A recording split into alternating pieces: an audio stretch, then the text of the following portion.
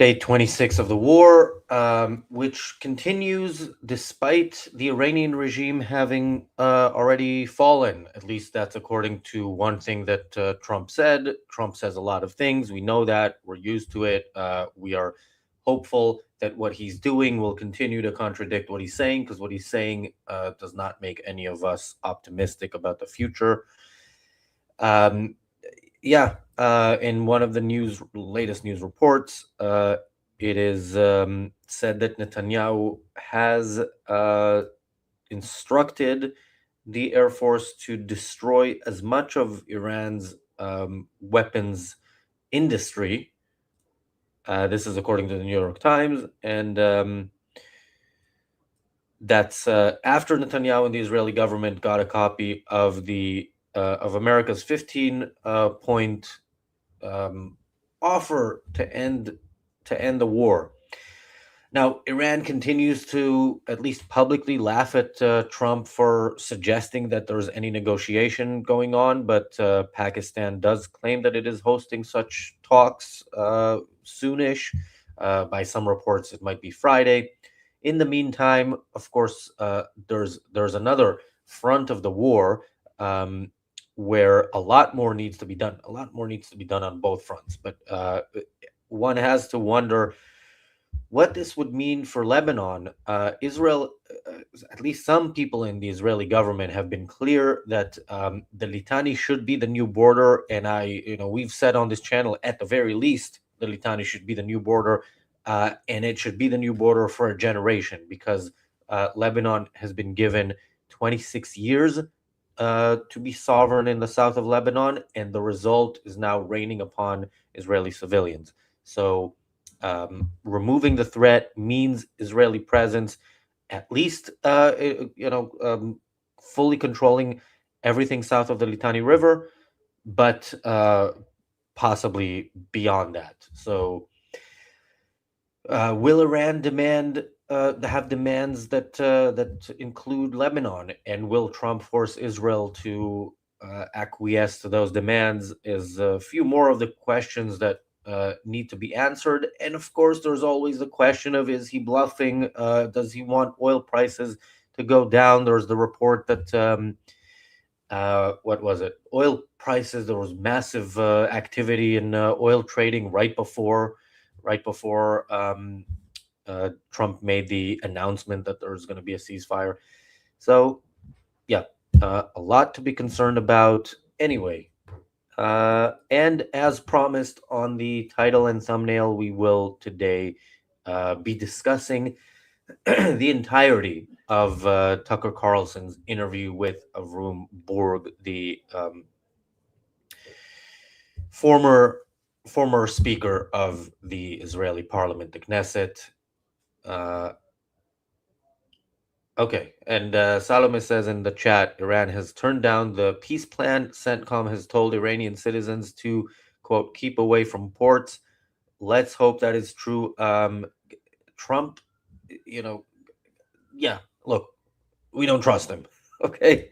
And we hope we're wrong on it, at least in this context, because we're not wrong on it in every other context. Daniel, any initial thoughts?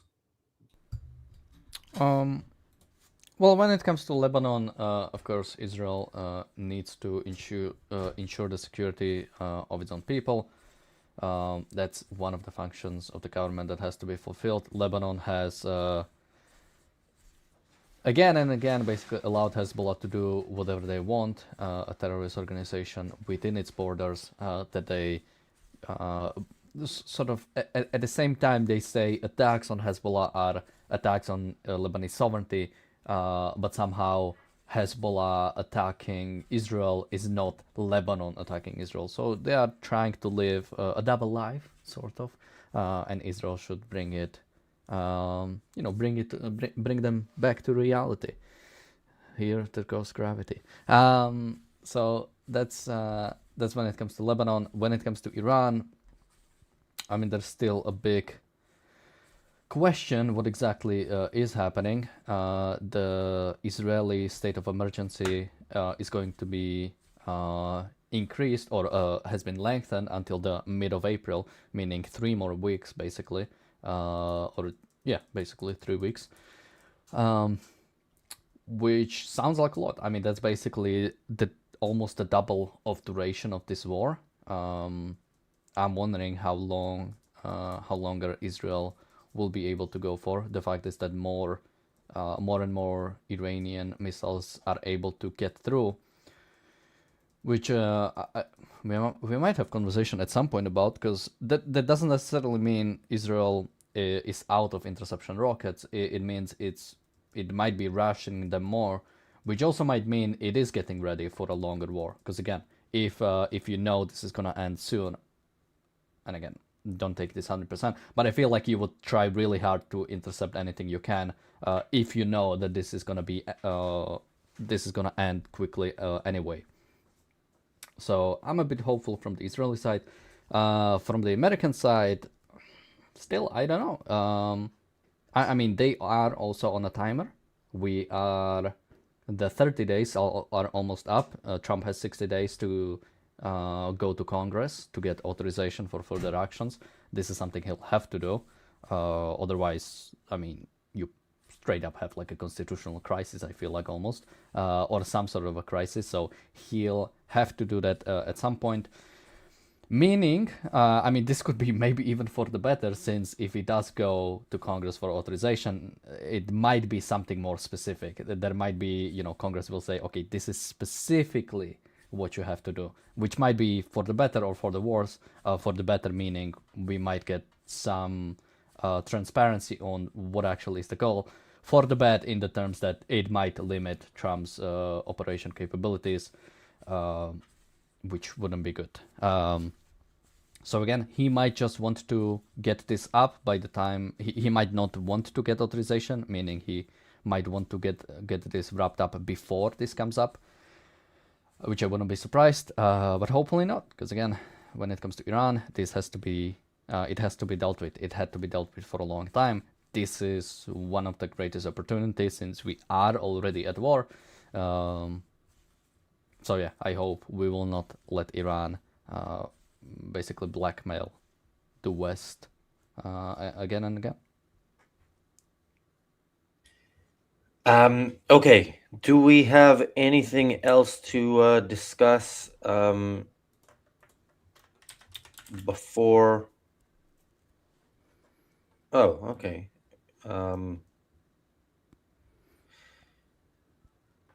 Okay, Iran is warning that it will open up new fronts in the war if the U.S. and Israel will take military action in the sea. So, yeah, I think. Oh, and also if they're gonna do any ground operations in on Iranian islands. So yeah, Iran's threats clearly rattle Trump enough that he, won't stand behind his own ultimatums and will pretend that he's doing better than we all see that he's doing, knowing that he can do much better because America has superior firepower and just needs to decide to use it. That's all. So let's see what happens there. But Yeah, okay. I mean, something that has to remember is, and we've talked about it, or I think Nikos mentioned it on his first appearance a few weeks back, that Iran and America have fundamentally different goals. Iran has to survive in whatever condition they can. Even if it means tens of thousands of Iranians are killed by Israeli and American operations, or their economy collapses to some extent, or whatever. As long as they get to live another day, meaning IRGC stays in power, they've won. America and Israel basically have to do like Mission Impossible every day. They have to take out Iranian regime without, not even like heavy casualties on their side, without like light casualties on their side, because of the kind of state the West is at right now. So again, people especially like a bunch of new subreddits have been coming out, and a lot of them are of course anti-American and anti-Israeli and pro-Iranian, because why not? And they are acting as if this is like a fight of equals that Iran is winning, where it's like, no, we are trying to like again, we are talking, and American soldiers have died. It's a terrible thing. But when it comes to the number of them, we are talking of such a different scales of numbers, or not even just like people, but even like weaponry destroyed, like planes shot down, or anything in that regard. We are talking about like fundamentally different levels, but also the way we judge it is much different. So, uh, Yeah, I mean, if you're judging it as you judge a war, trying to see who is doing damage to the other side, yeah, it would be ridiculous to suggest anything other than the U.S. and Israel are completely destroying everything that nearly everything that Iran has and can do, and we don't know the death toll in Iran, but it is in the thousands, and the death toll in Israel and among U.S. soldiers is, I believe, still below 40. But again, in Israel and in the U.S., they actually value life, whereas in Iran, at least the regime and its supporters absolutely don't. So that's the big difference. Yeah, for if 160 schoolgirls die in Iran, that is a good thing as far as the Iranian regime is concerned and as far as they see it. Whereas for Israel, if there's damage to homes and 90 people are injured in a southern city, then that is a major incident. And, the prime minister travels there. And so but that's why it's so important to remember the context here and remember that all the damage that Iran is doing now is nothing compared to what they would do if they fought this war on their timeline, and their timeline is coming. So, yeah, the more damage there is to the West, the more clear it should be that this war is necessary. And yeah, the main damage Iran is causing is economic, and that means probably that it might be soon time to step it up militarily. Let's hope that's what Trump does rather than completely surrender and sell it as a victory while Iran and the whole world laughs at him, and then we all end up finding out what happens when Iran goes nuclear and has an unchecked ballistic missiles program. Okay, should we start with the Tucker Carlson video? we can. All right. Before we Although press you play, sent, and yeah, please yeah. start it whenever the interview is, not with his 30-minute intro or however long it is. Oh, this looks like Shouldn't a we do short. the intro? It's like 3 minutes. Yeah, if it's Three. 3 minutes, it's often 30 minutes. But yeah, let me just Vumbul started his way in the Israeli Labor Party. His father was a famous politician who was in the Religious Right Party. He started his career as Bulg Jr. started his career as left of center, so to speak. His main claim to fame is as Speaker of the Israeli Knesset.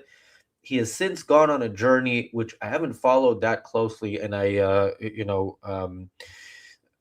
the extent that I followed it, it was years ago. He quit politics many years ago, but his journey took him to Meretz, which is the left wing, let's call them post-Zionist party, and then, if I'm not mistaken, to Hadash, which is the anti-Zionist communist party. Um, and yeah, he's been advocating for Israel to no longer be the Jewish state, and Jews and Arabs will live happily ever after in a country like all other countries. That's his thing that he's pushing now. He's unfortunately considered as people of the left often are, as some sort of great intellectual. We're going to see his great intellect. How much of it is um,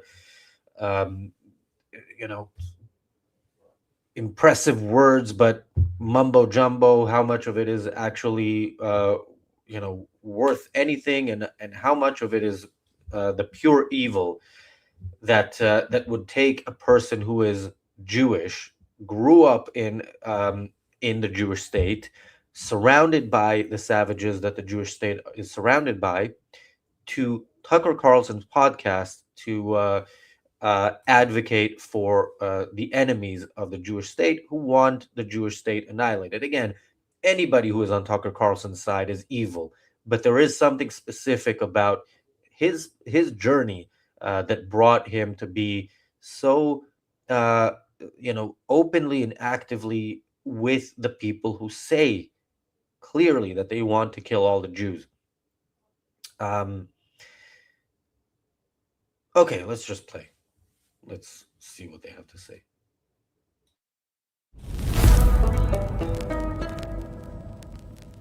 The government of Benjamin Netanyahu in Israel and its many organized cheerleaders here in the United States have for some time now made the case that all criticism of their government is anti-Semitism.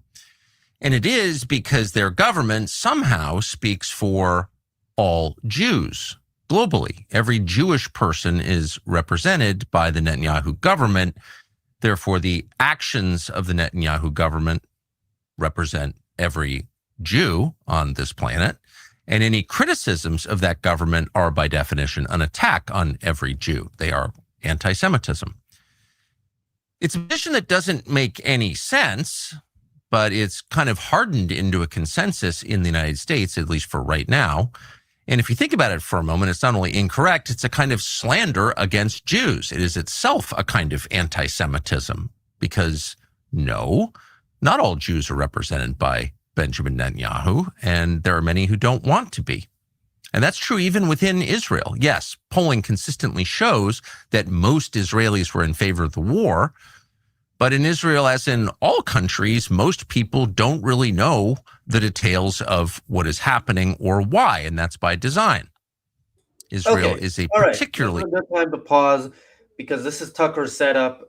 Yes, people who support things that Tucker doesn't like do so out of ignorance because they're not watching the Tucker Carlson podcast often enough. That's by the way, there's more points at which we could have stopped in those first how much was it, Daniel? A minute and whatever it was. But yeah, this is going to go on for a while, so we're not going to. There are going to be things he's going to get away with in a sense because my focus here at least is on Boog. Daniel. Yeah, by the way, when he says most Israelis support the war, we are talking 82%. We are not talking about Netanyahu government. We are talking about, people in coalition and in opposition, or at least the sort of, I guess, the official opposition. Now, when you split it between Jews and Arabs, if you just take Jews, you go to 93% support Operation Roaring Lion. Unfortunately, among Arab citizens, although even that's a big number, Arab citizens of Israel still are at 26% of that support this operation. Of course, you have a little bit of divide between this specifically is a big divide between the Jewish and the Arab population, but still 26%. So overall, it brings it up to 82% of Israelis do support this operation.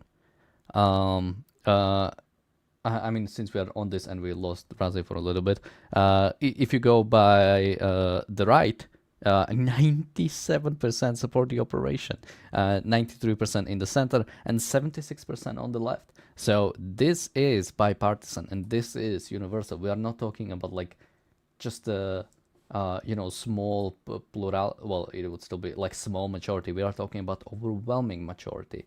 And yeah, then he goes.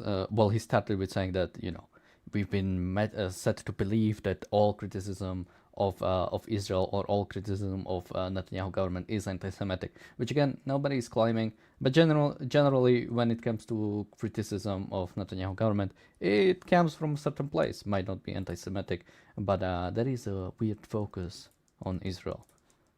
So again, what message does Tucker Carlson start with? Who is the real anti-Semite? Well, of course, it is the Jews who want the Jews to survive. Who's not the real anti-Semite? This, as we put on the thumbnail, this Kapo that comes in to agree with Tucker Carlson. Yeah, and as always, a thumbnail is often shorthand for what we're trying to say, and the Capo one is problematic in the sense that the Capos had a gun to their head. Avrum does not. He does this because he is evil, and evil is a choice. Yeah. Also, Daniel, I heard the numbers that you gave that Censored. 93% of Jews in Israel support the war. 26% of Arabs. That is terrifying to know that 3/4 of Arab Israelis side with the people who, if Israel gets nuked, they also get nuked. And that brings me back to a point that we're going to talk about, not right now, but I've talked about in the past, which is Israel should really, first of all, deal with the Palestinians, but then consider and I don't have an answer to what needs to be done there, but there is a very serious problem of Arab Israelis, and pretending otherwise will lead to very bad consequences, I'm afraid. Okay. I should mention it's a bit of an older poll. It was conducted online on March 2nd and 3rd, with 500 responded polled in Hebrew and 99 in Arabic. Maximum sampling error is 4% and confidence level is 95%. All right.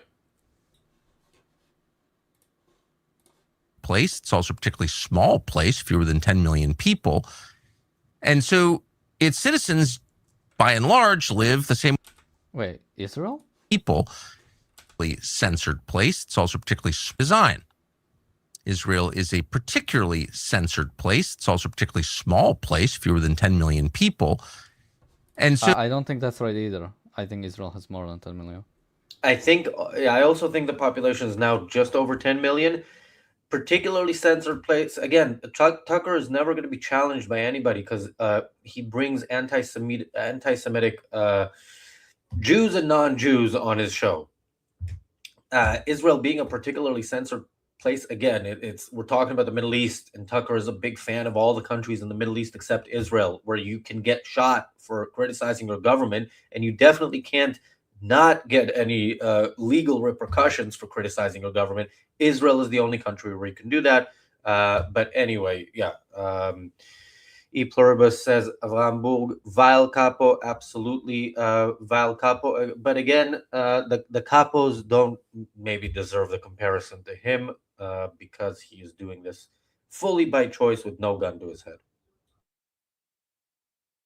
So its citizens, by and large, live the same way we do, in an information vacuum where what they know is determined by somebody else for political reasons. All of which makes it very important to do our best to break the spell of this, to hear from people who disagree and hear them explain why. People who have some credibility and knowledge, not just wackos with weird opinions, but thoughtful people who have a dissenting view. And one of those people is a man called Avram Berg. Yeah, Berg is in his early 70s. Wackos with weird opinions can get to positions of power, as this person proves, but as many have proven before. I mean, yeah, actually, there's, you know what, let's continue with that, but there is I'm sure people have seen this, and we may have played this, but at some point, Daniel, I'll send you this video of Tucker speaking in the past. I have it. Oh, I did send you. Oh, I sent it to you recently. Okay. Yeah, we can play that soonish, but let's hear some more from this Tucker. He was born in Israel. He's from a prominent Zionist family, and he himself was a prominent political figure for many years. He was a member of the Knesset. He was Speaker of the Knesset, the Israeli parliament, its lawmaking body, its Congress. He was even interim president of Israel at one point. So his opinions may represent the minority of Israeli opinion, but he himself is not a fringe figure. He was at the very center of Israeli politics. Once again, he was the interim president of the country. And in the hours after this current war broke out, he wrote a very strong op-ed in the Israeli press explaining why it was a terrible idea, why it didn't serve Israel's interests, and while the people doing it had no idea why they were doing it. It's a pretty brave thing to say in the middle of a country at war, but he said it because he's a pretty brave guy, agree or disagree. So we thought it would be worthwhile to hear directly from him. Avram Berg from Israel. Here it is. Avram Berg, thank you very much for doing this. I want to ask you about something that's happening right now, apparently. So the President of the United States issued a statement this morning saying that because of ongoing negotiations between the U.S. and Iran, the U.S. would not actually commence with hitting civilian infrastructure as he'd promised, and that we're going to try and work something out diplomatically this week. Almost immediately after issuing that statement, there were reports that the Israeli military was hitting civilian infrastructure in Iran. Assuming that's true, what do you make of that? What strategy does that suggest? The same strategy that Israel has for years, no strategy. In Israel, in many, many cases, the compilation of many tactics sometimes assemble into a de facto strategy, but otherwise nothing. I mean, just look at the last 2 hours. When was the announcement of the president? The surprising one 2 hours ago. And you have a bundle of messages coming from all directions. The first and the most important one, hallelujah, they're going to renew the flights so we can go for Passover vacation. That's the immediate reaction of many Israelis, my daughter included. The second is, Netanyahu knew altogether. I mean, Netanyahu is behind the move, as if framing it as his own move. And then, Trump, he is so softy. He's so weak. He doesn't have any resilience. The Iranians, they trick him, etc., etc., etc. Bottom line is nobody has a clue. And in this chaos, the military does what it does the best, simply hammer the nail.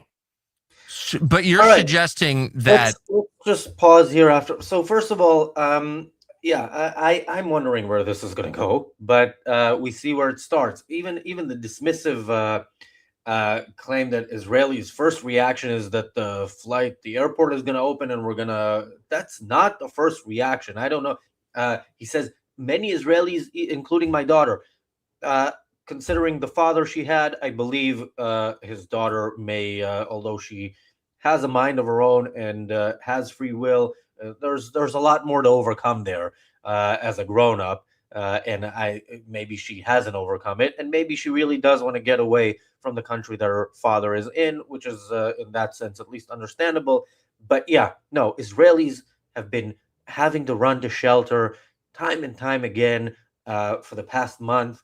And to the extent that anybody will be relieved, and that is not a rational relief, but to the extent that anybody will be relieved that this is coming to a pause, let's call it, if it does, that's what they'll be relieved at, that they're going to have a full night's sleep, for the first time in a month.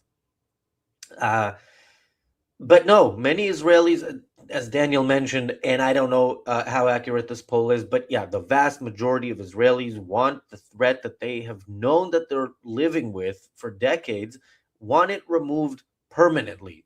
Even Israelis who I think are very wrong on many things, and were absolutely wrong in during the war in Gaza when they supported surrender and demanded surrender and blamed Netanyahu for not completely surrendering to Hamas the whole time when he was negotiating over 2 years and feeding the enemy.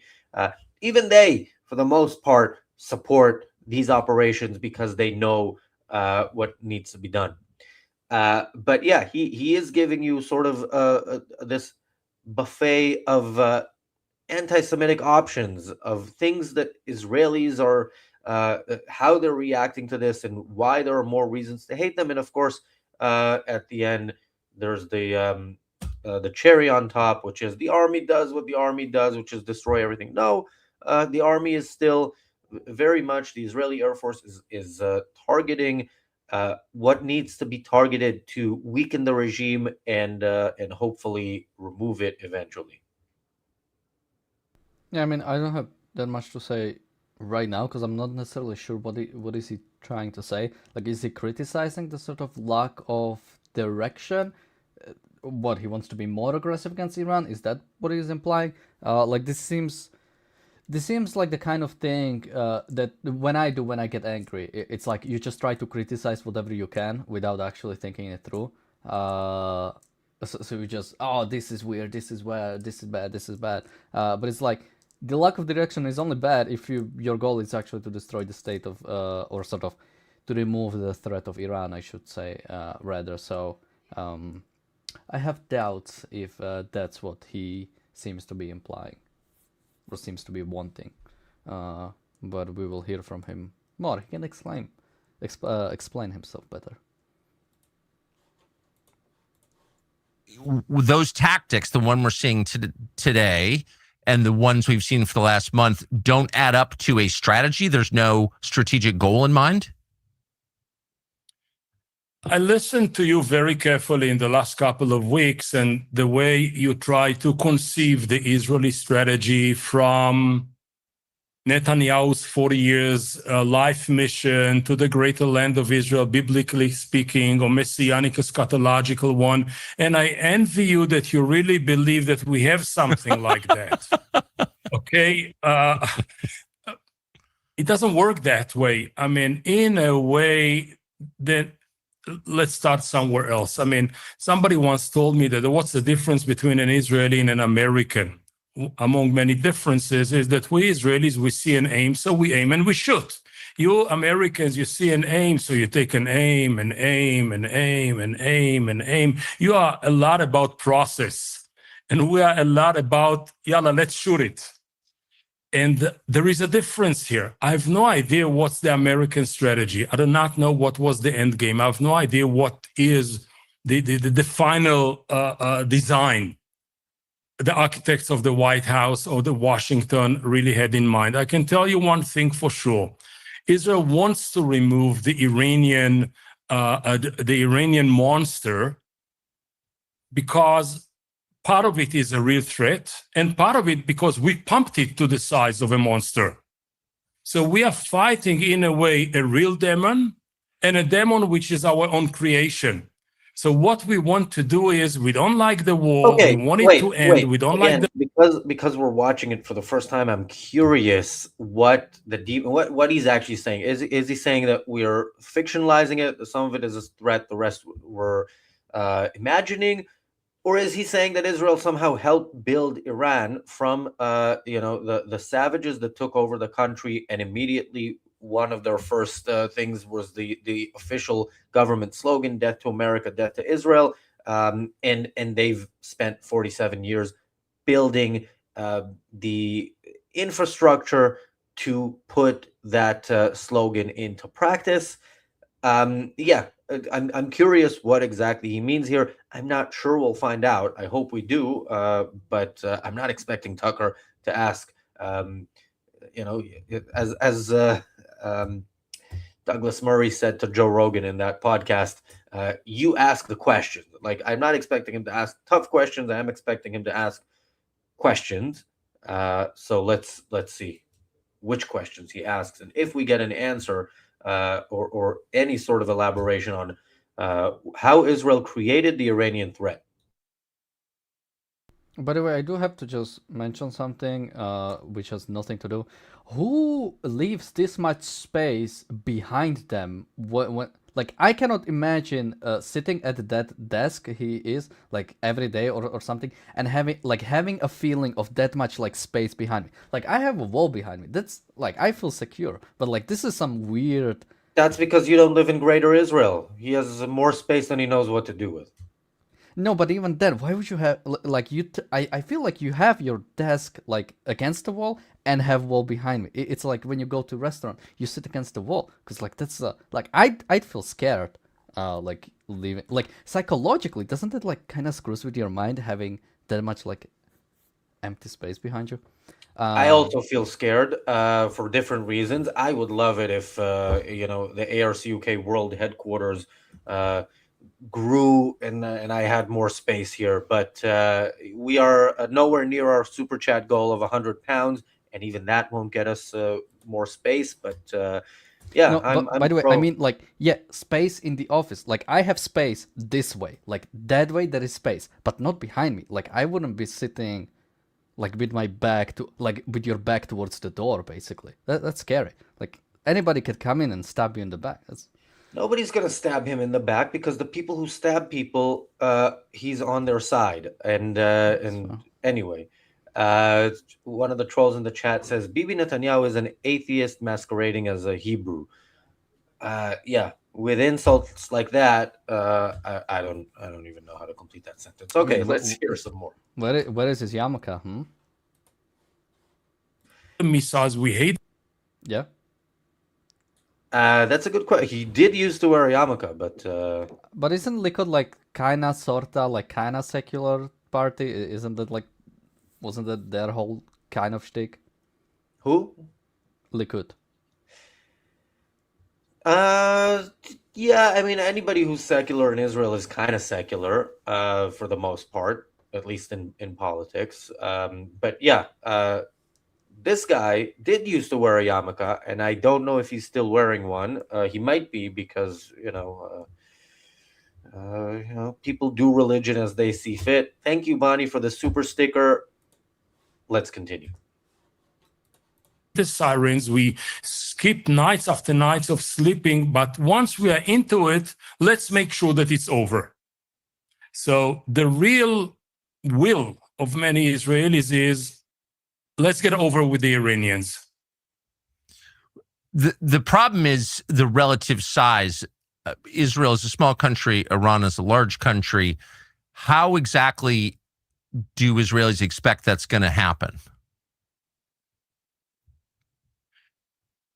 Size-wise and number-wise, we are, let's say, 10 million in a good day, and there are 100 million in an average day. In a way, many Israelis do not really measure it this way. Many Israelis believe that we are a kind of a superpower. A couple of weeks ago, I was in a high school somewhere, and I promoted my good old no-goodnik peace agenda, okay? And one of the students stood up and said, Avram, can I ask you a question? I said, yes, please do. And he said, why won't we do to them what we did to them in Afghanistan? And I said, I know Gaza, I know Lebanon, I know Syria, I know Egypt. What did we do to whom in Afghanistan? I mean, we haven't been there yet. And I asked him, where are you from originally? And he said, I was born in Moscow. And I said to myself, haha, he thinks like a Russian. And I asked him, tell me, Okay, how many wait, Jews stop. are there in the world? Mr. Speaker, you think like a Russian because you hate the Jews and support Iran. Yes, you know why Israelis think don't measure it in what's our population, what's their population. Oh no, they have more people, so we have no chance. You know why? Because from day one, literally day one, when Israel declared independence and 7 armies descended upon the new Jewish state with the intention of annihilating it, Israel won that war. Israel won war after war. Israel has been surrounded by hundreds of millions of Muslim savages for its entire existence. And before it existed, the Zionist movement and the people who were there were also surrounded. And the Muslim savages caused a lot of damage, killed a lot of Jews, but Israel is still there and stronger than it has ever been. Israel went to war with Iran last year and won that war until it was paused by President Trump. It is winning overwhelmingly this war, and the biggest threat to Israel right now is unfortunately the US pulling the plug. And again, I put it in the context of this is the president that actually went ahead and did it so far. But that is the danger in Israel. So the thing is, in this case, Mr. Boog, is that Israelis observe reality and see that they are stronger and can win, and that's why. How is the 300 gonna defend against Xerxes and his coming invasion? I don't know, Tucker. Like, sometimes we can do it. By the way, it wasn't just 300.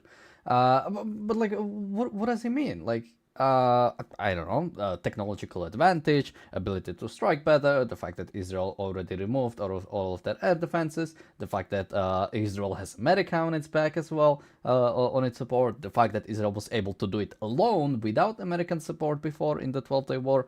Like, this is not a serious like approach to the topic that you would just look at, well, Israel has 10 million people on a good day and Iran has 100 million on an average day, which, by the way, great numbers, because Iran has like 80 million. Great way to inflate for no reason, or I think between like 80 to 90.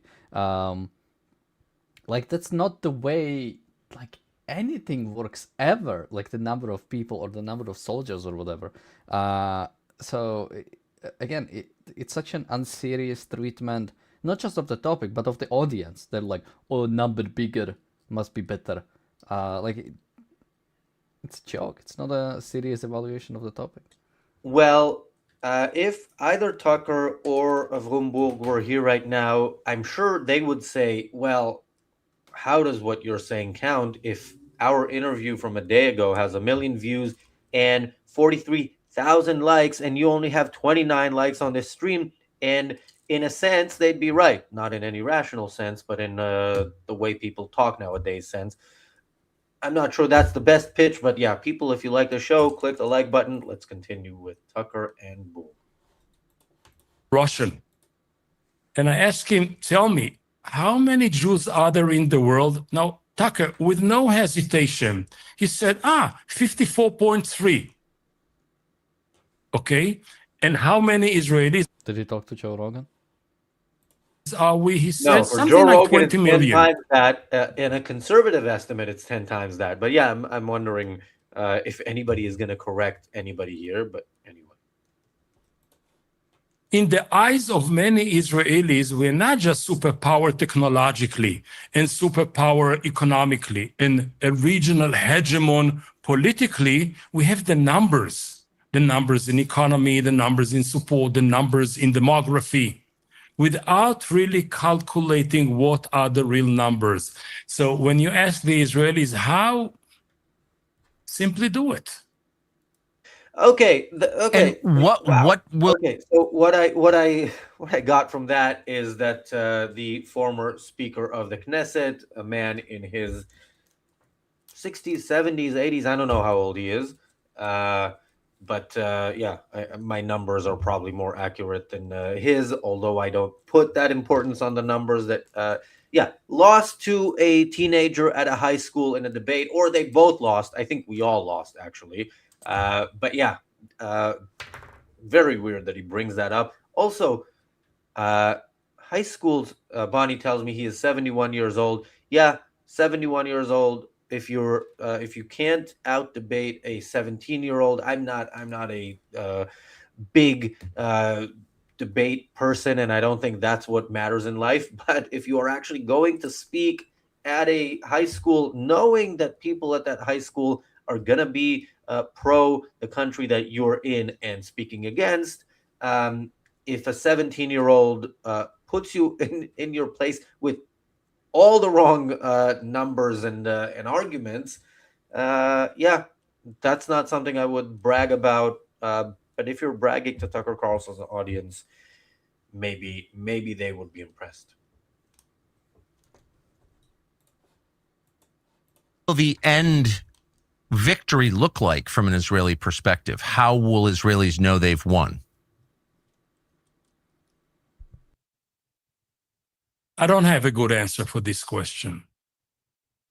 In a sense that in many cases, the American or the Western way of thinking is usually a kind of a win-win. I mean, we end the war and we make sure that we left at the other side somebody to talk with.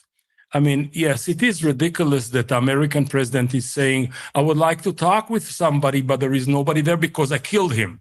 Okay, this is your own oxymoron. This is a paradox that I take it you intellectually, you know how to square this circle, okay? But from the Israeli point of view, in many, many cases, philosophically, no, psychologically, we do not live in a win-win situation. We live in a zero-sum game.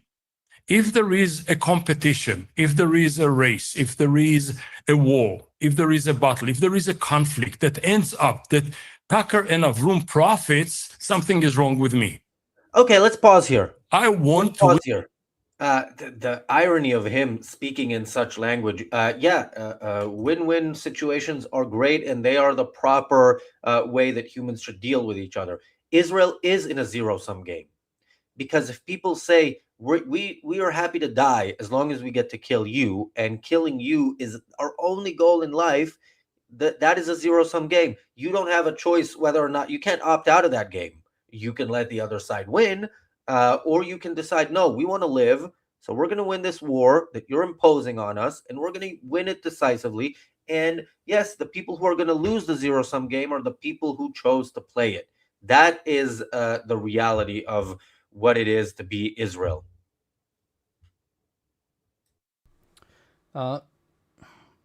Yeah, I mean, again, I hate when people talk in these like weird generalities, or when they try to make too many, like, talk about this. I have like, maybe I'm just zoned out or something, but I have no idea what they are talking about actually. Like in fundamentals, it's some weird. We have a plan, but we don't have a plan, and Israelis think they're better than others and more brave or whatever. Like I'm trying to latch on something. This is like when I started reading like a classic book or whatever, like Les Mis or Frankenstein or something, and it's like you have to read like 20 pages to even figure out what the hell you're supposed to like listen to.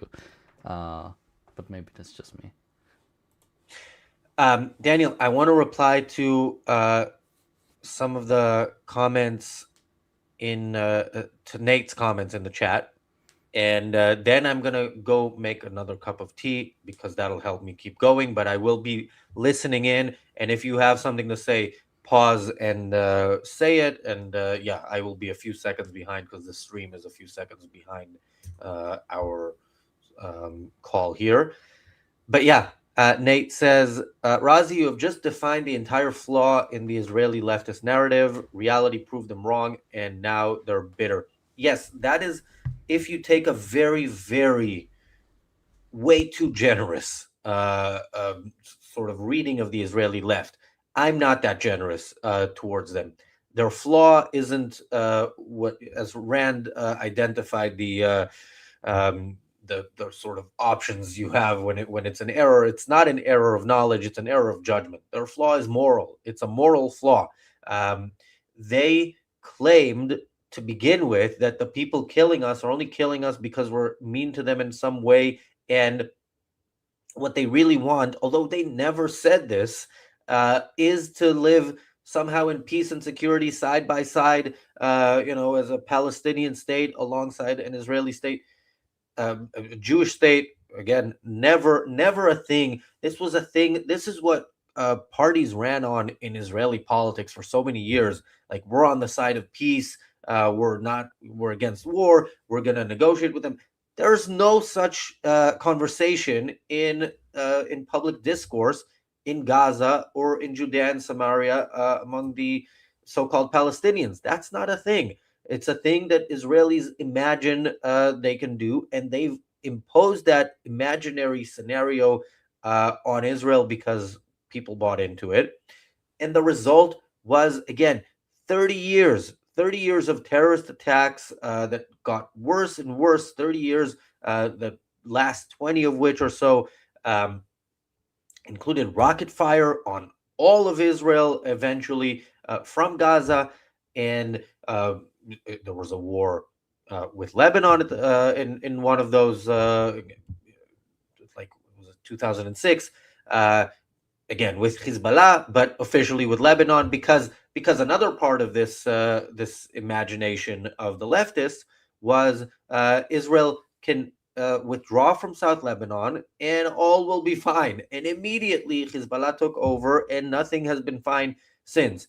And October 7th was enough of a wake-up call in some sense for Israel to have done what it has done over the past 2.5 years, but in a very unfortunate sense, not enough of a wake-up call to go all the way. And I hope that's not gonna we're not going to get to that point, or is we will get to the point that Israel does what needs to be done without having to find out what happens when you don't do what needs to be done. Thank you, Jonathan, for the super sticker. Okay, I am going to go make a cup of tea. Daniel, you can keep playing it, and I will be listening. We are almost 10% of the way to our super chat goal, but yeah, one super chat that's very generous could get us right there. All right, see you in a few. Alone. I want you to be dead. I want to humiliate you. I want to cancel you. Whomever you are, my enemy. And when you look at this philosophy, you understand where comes the political rhetoric that every adversary, never mind who is he, minor or major, by the end of the day, he is a Hitler. And every decade we have a new Adolf Hitler. And since everybody is the arch enemy, there is only one solution to this one enemy: removal. And therefore, when you ask me what is the Israeli political echelon, forget about the people in the street, the political echelon approach. I mean, again, this is just such a weird, arch enemy. So let's look at. By the way, it's not even true to a large extent. But let's look at Israeli enemies. So, or even Jewish enemies, right? Let's say with the establishment of the when Jews started moving into the so-called land of Palestine, right? So the main enemies at that point would, to a large extent, would be other Arabs, since there was a lot of violence between Jews and Arabs. Now, those Arabs didn't actually become full-on enemies, since when the State of Israel was established, first, they were okay with half of the population to be Arabs, and then secondly, even after the war has happened, still, I think something like 20% of the new State of Israel were Arabs and eventually became citizens of Israel. So again, that's when people were, it could have been an arch enemy, and it wasn't. Then for a long time, I guess arch enemy would be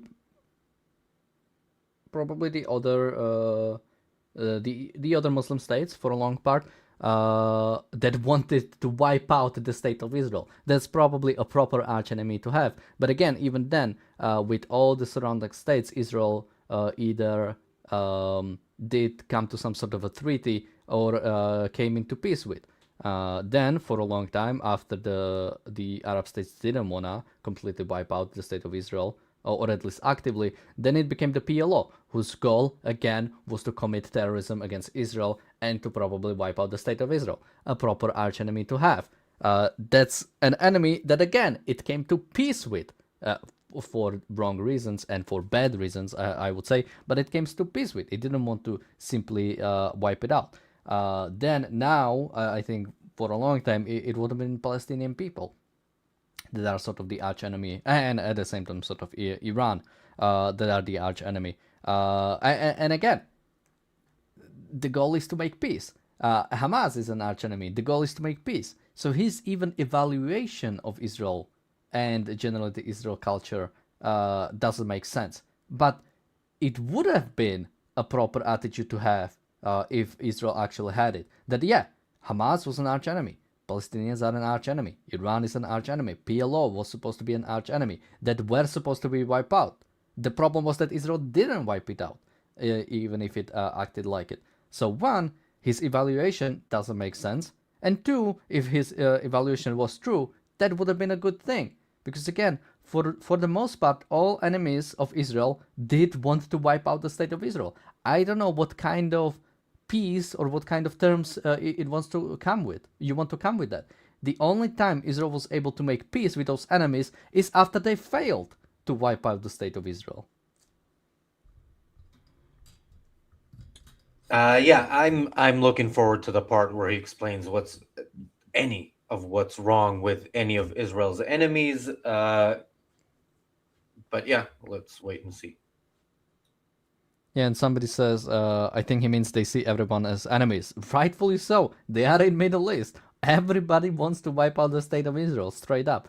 I mean, now, in sort of, let's say, 21st century, for the most part, most states simply want somebody else to wipe out the state of Israel. They do not want to take it on themselves. But they wouldn't be... They would definitely be happy if somebody did it on their... Or not on their behalf, but sort of for their benefit.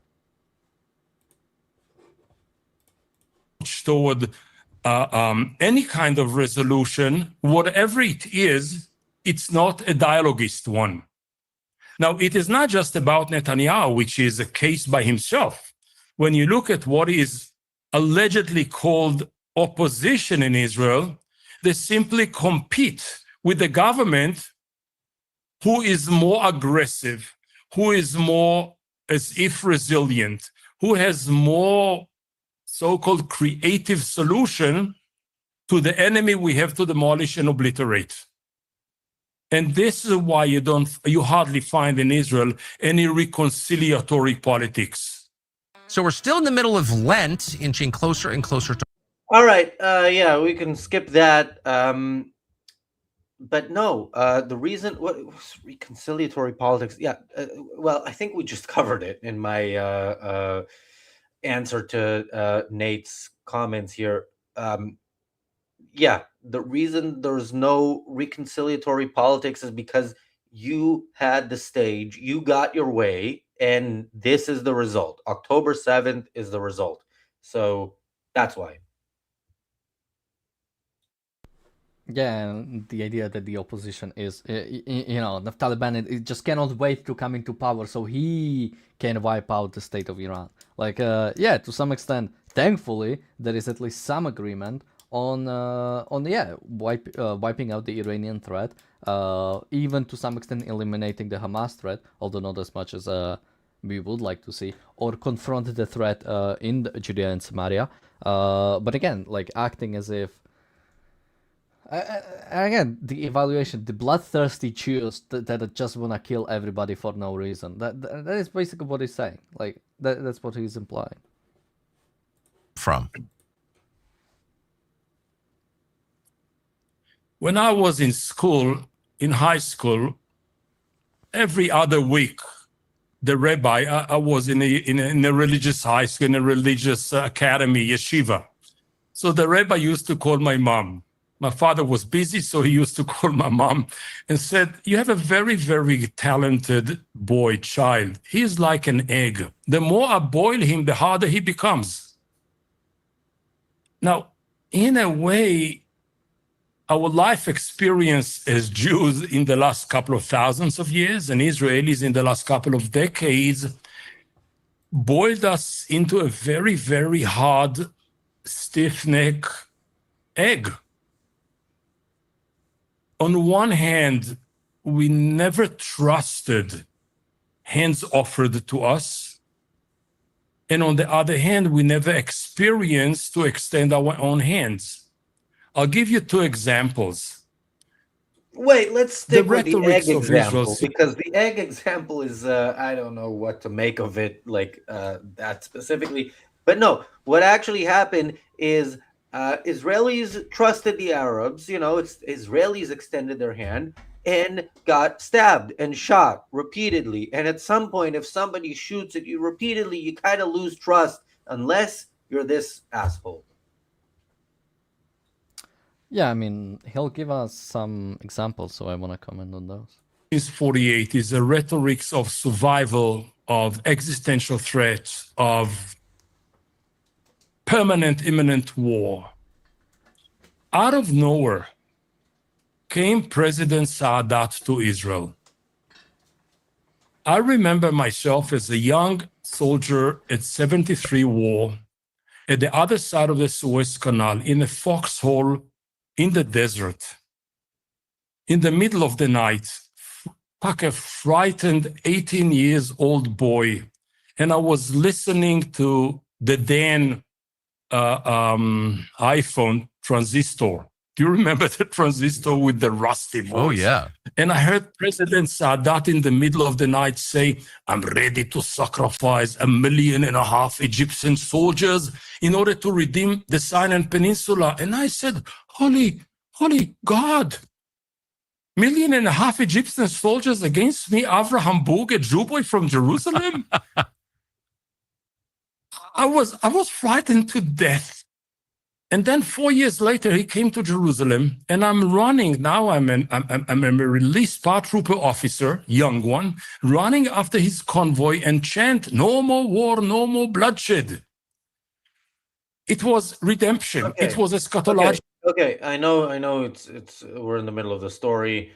First of all, very, very interesting choice of words there. Jew boy from Jerusalem. Yeah, use the language of you know the audience you're talking to, so yeah, they're listening. And also you're contradicting your own point about the numbers because yeah, Sadat was ready to sacrifice 1.5 million soldiers, maybe, but they didn't win that war. I mean, they caused more damage than before, but they didn't get the Sinai Desert back in the war. He got it back in a different way by bullshitting Israel into giving it to him,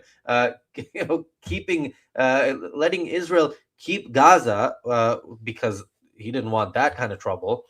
And yeah, the rest is history and the future, because Egypt, the peace deal with Egypt already has gotten Israel in some trouble, but I don't think we've seen the last of that. So yeah, let's see what else he has to say about the war and Sadat and how Israel didn't apparently take the hand that was offered. It was messianic. It was the first time Israel was offered a different syntax, from a syntax of war to a grammar of peace. We never grew up into the challenge of Sadat. Never.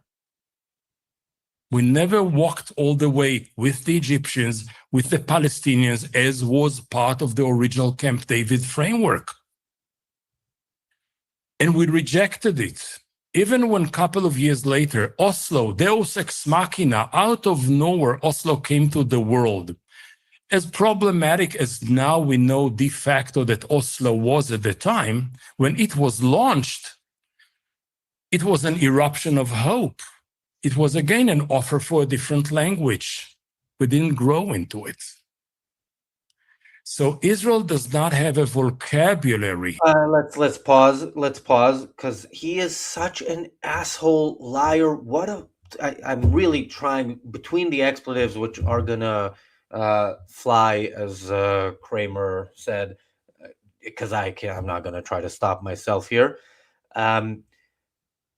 Okay, so there was peace. Sadat came and gave his speech, and Begin signed a deal with him and gave them the Sinai Desert and did the ethnic cleansing of Jews who had been settled in Gaza, because in the Sinai, because that was part of the agreement, and yeah, and then negotiated with the Palestinians because that was part of the agreement, and because Israel genuinely wanted peace. Like, Israel would love it. Israelis to this day would love it if there was a chance at real peace with their neighbors. They're just the way they learned And the way they learned after Oslo was within months, because Oslo meant that you have thousands of terrorists who are now reformed by the signature of Yasser Arafat on a piece of paper, and they're now going to be police officers for the Palestinian Authority, who are going to protect Israel, among other things. Like, they're going to protect Israel from terrorism. And within months, you had buses exploding, and you had a new form of terrorism that Israelis weren't used to, that just kept getting worse. And you know, the left lost the next election because people didn't like the results of Oslo. But Netanyahu continued it. He continued meeting with Arafat. He continued offering more and got the results that were inevitable. And then Ehud Barak, the next prime minister, literally offered them everything. And, Clinton says this, even though Clinton was the one who pushed for all this. He says this all the time. Like, they offered them everything on paper that they wanted, supposedly, if they were going to form a Palestinian state in Judea, Samaria, and the Gaza Strip. But there was never an intention to form a Palestinian state in Judea, Samaria, and the Gaza Strip. There was an intention to wipe out the state of Israel, and that's it. By the way, what comes next doesn't really matter. Is it a Palestinian state? Is it Egypt, Jordan, and Syria fighting over that territory amongst themselves? That's fine, because it's Muslims killing Muslims. Who cares? But if it's Jews defending themselves, that's an issue. So yeah, this guy's revisionist history has found its perfect platform, because nothing Tucker wants more than to have a self-described Jew boy on his podcast telling him that it's all the Jews' fault, that the Arabs kept begging Israel for peace, and these horrible, evil, murderous Jews only want war. Yeah, again, like, I recently listened a little bit more to Benny Morris, and Israeli historian, and I like listening to him. It's sort of interesting to get like a perspective, because he tries to be, I don't want to say objective, but he tries to be like true to the sources from what he knows from the site, or like from history, from like documents, right? And it's like an interesting perspective, but this is not what this guy brings. This guy doesn't bring like, well, let's look at genuinely at what Arabs want, what Jews want, and their sort of their problems, or their sort of their worries about the whole situation, or something like that. This is straight up like, Jews are bad, and that's it. Because what he said, like, Oslo Accords happen, everybody is happy, everybody is looking forward, is hopeful, and then Jews screwed it up again. Palestinians wanted peace. They were that's all they wanted ever. That's why they were created, and now Jews are screwing this over. This is like ridiculous.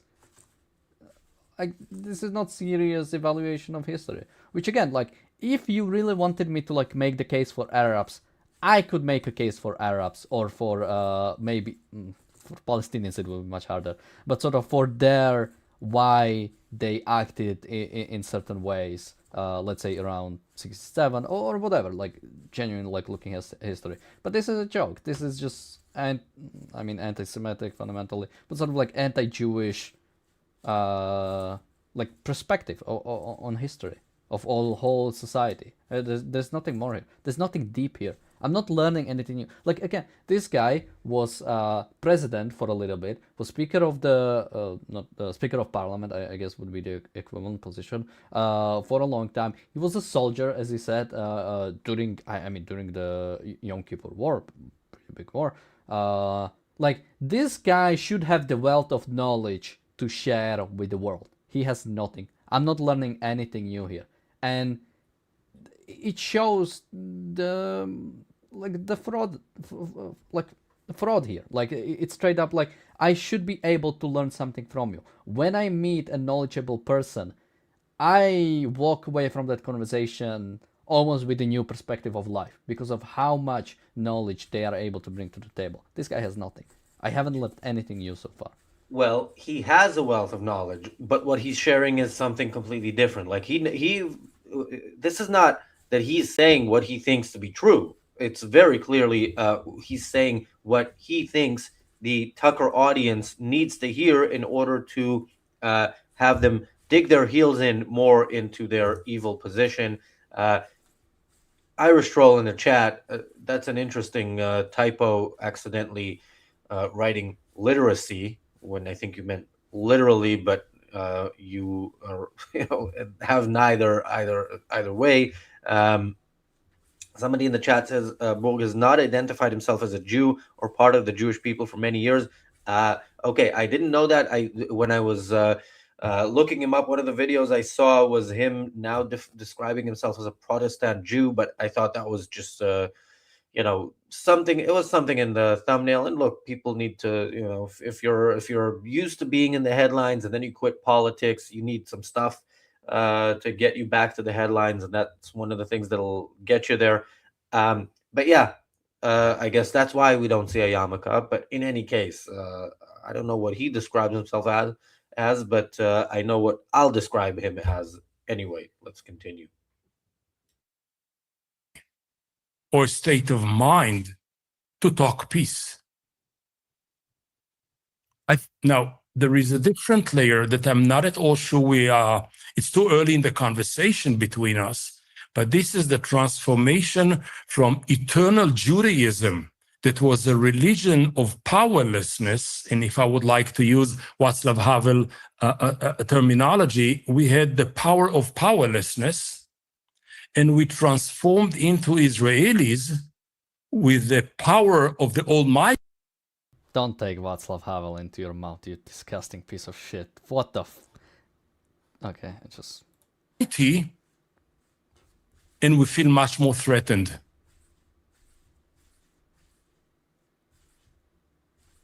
Well, there's a paradox. So as Israel has become more objectively powerful, it has felt more threatened, more endangered. Yeah. It does seem like, if you were to, just as an outsider, it does seem like Israel is more threatened. And it does seem like if it had continued on the trajectory from the Sadat talks or from Oslo in the way that you suggest, it would be less threatened. I think objectively that's probably true. Or maybe both. Maybe at the same time, we have opportunities and the threats are better threats, so to say.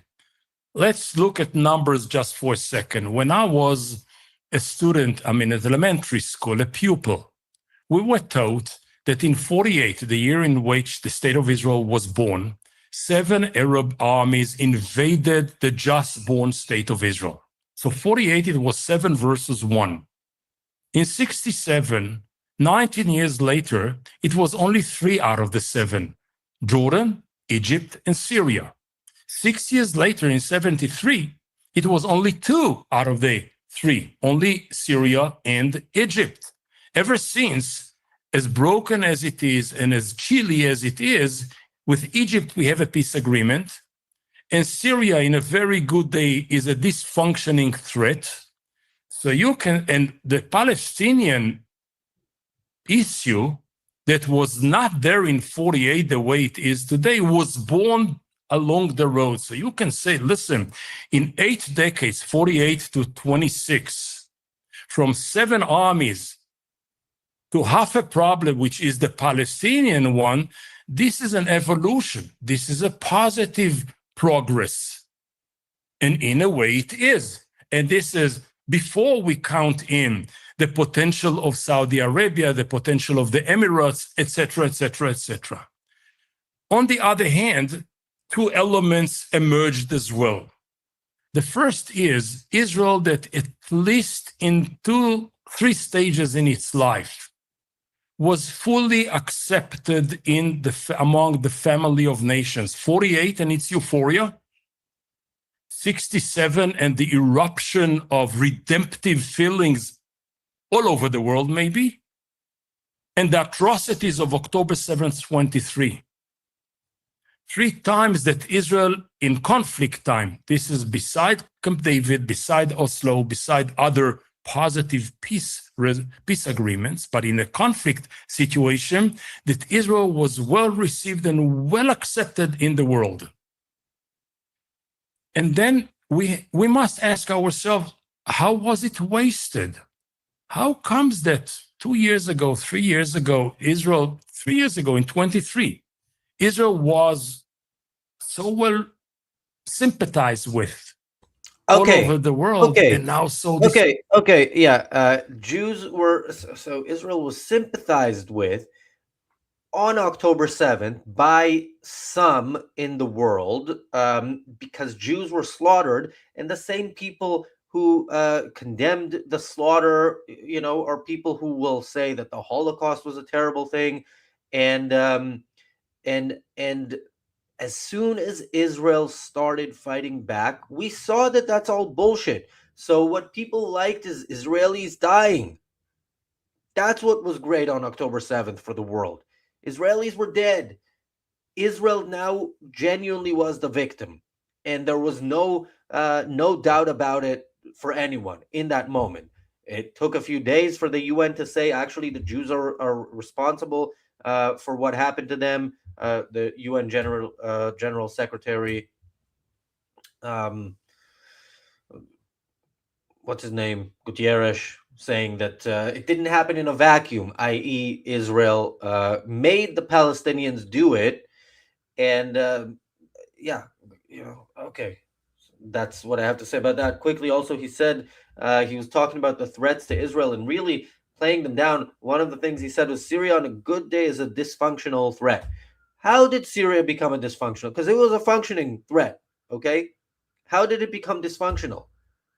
Israeli military operations in Lebanon, also operating and standing up to the threat in Iran.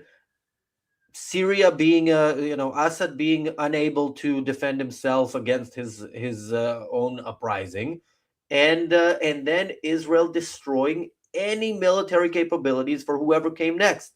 That's why it's not a threat, because people didn't listen to the likes of you and went and destroyed all the weapons that Syria had with which it could ever attack Israel.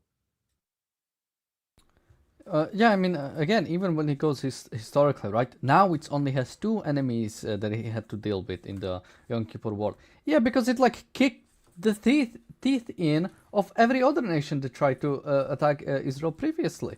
Come on, what are we? Who are we kidding? Yeah, Israel has less enemies to deal with because it dealt with enemies of the past. That's the reason why it and again, okay, so now it only has to deal with, well, it doesn't only have to deal with Iran, but let's say it has to deal with Iran. So yeah, once it deals with Iran, it won't have to deal with Iran. This is that's how it all works. By the way, just separately, I was just looking at the news. Apparently, Alan Dershowitz said Holocaust wouldn't happen if Trump was president, which is definitely a statement to make. Okay. RS says in the chat, he not only claims that he does not consider himself Jewish, he specifically petitioned the court to get the state to remove his classification as Jewish in official documents. That I saw. I assumed that was, I didn't delve into it. I assumed it was kind of a statement against it being a thing in Israeli official documents. That's what I assumed he was doing. But yeah, none of this surprises me from this guy. I'm disgusted, even though I know what to expect, but I'm not surprised. Spiced. So the threat of being rejected, of being a world pariah, maybe it's not a military one, but it's a deeper one. It's an existential one. And the other is assuming that the Iranians would have had a nuclear capability that very soon will lead to a chain of reactions that others will have nuclear weapons in the Middle East without using the weapons, but a Middle East with mass destruction weapons is a different scale of a threat for many, but for Israel especially. So I will say, yes, we have better relationship with many. And the situation is not 48, is not 67, is not even 23. But the threats are not gone. They were transformed and different and require different strategy and philosophy and value system to address. Inflation makes credit card Wait, statements. okay, great time to pause for a Tucker commercial break because I don't understand what he's saying. He's correct. Yeah, all these threats are not as big as they used to be and not as big as they were on October 6th and 7th, 2023. They're now diminished, and as Nate said in the chat, was it Nate? And where is it? Yeah, Nate said Iran on its way to being a dysfunctional threat too. Yes, and like with the other threats, it didn't happen on its own. You know, it wasn't like Iran is deciding, oh, let's drop the death to Israel thing, or let's make the threat less functional. No, it is military action by Israel. That's how it's done. Yeah. At AmericanFinancing.net/Tucker, America's home for home loans. How did this war start? How did? Sorry? This current war, this month-old war against Iran, there's debate in the United States about how it started, whether or not the United States was pursuing its own interest, defending itself from Iran, or whether President Trump followed the lead of Prime Minister Netanyahu. What's your view? If we go back to your initial introduction or your immediate question you bombarded me with without any introduction, okay, you said we have no clue what's going on. So we do not know, we don't yet have information, neither about the launching of the campaign, nor about the continuation of it. So in a world with no information, in a realm of no information between me and you, we can look at the gestalt, we can look at the frameworks of what happened. The details, Tetris-like, will fall in. And I will say the immediate trigger was an awful one. We had an opportunity. Since when you declare a war because there is an opportunity? Okay, let's pause. I mean, because some of what he was saying before, I don't know if he's complaining about the fact that he doesn't have information. Yeah, maybe the current speaker of the Knesset gets invited by the prime minister, for a briefing right before there's some military action. But the former speaker of the Knesset, who's now actively working against the very existence of the state of Israel, is not going to get such an invitation and such information, probably in part because we know what you would do with such information.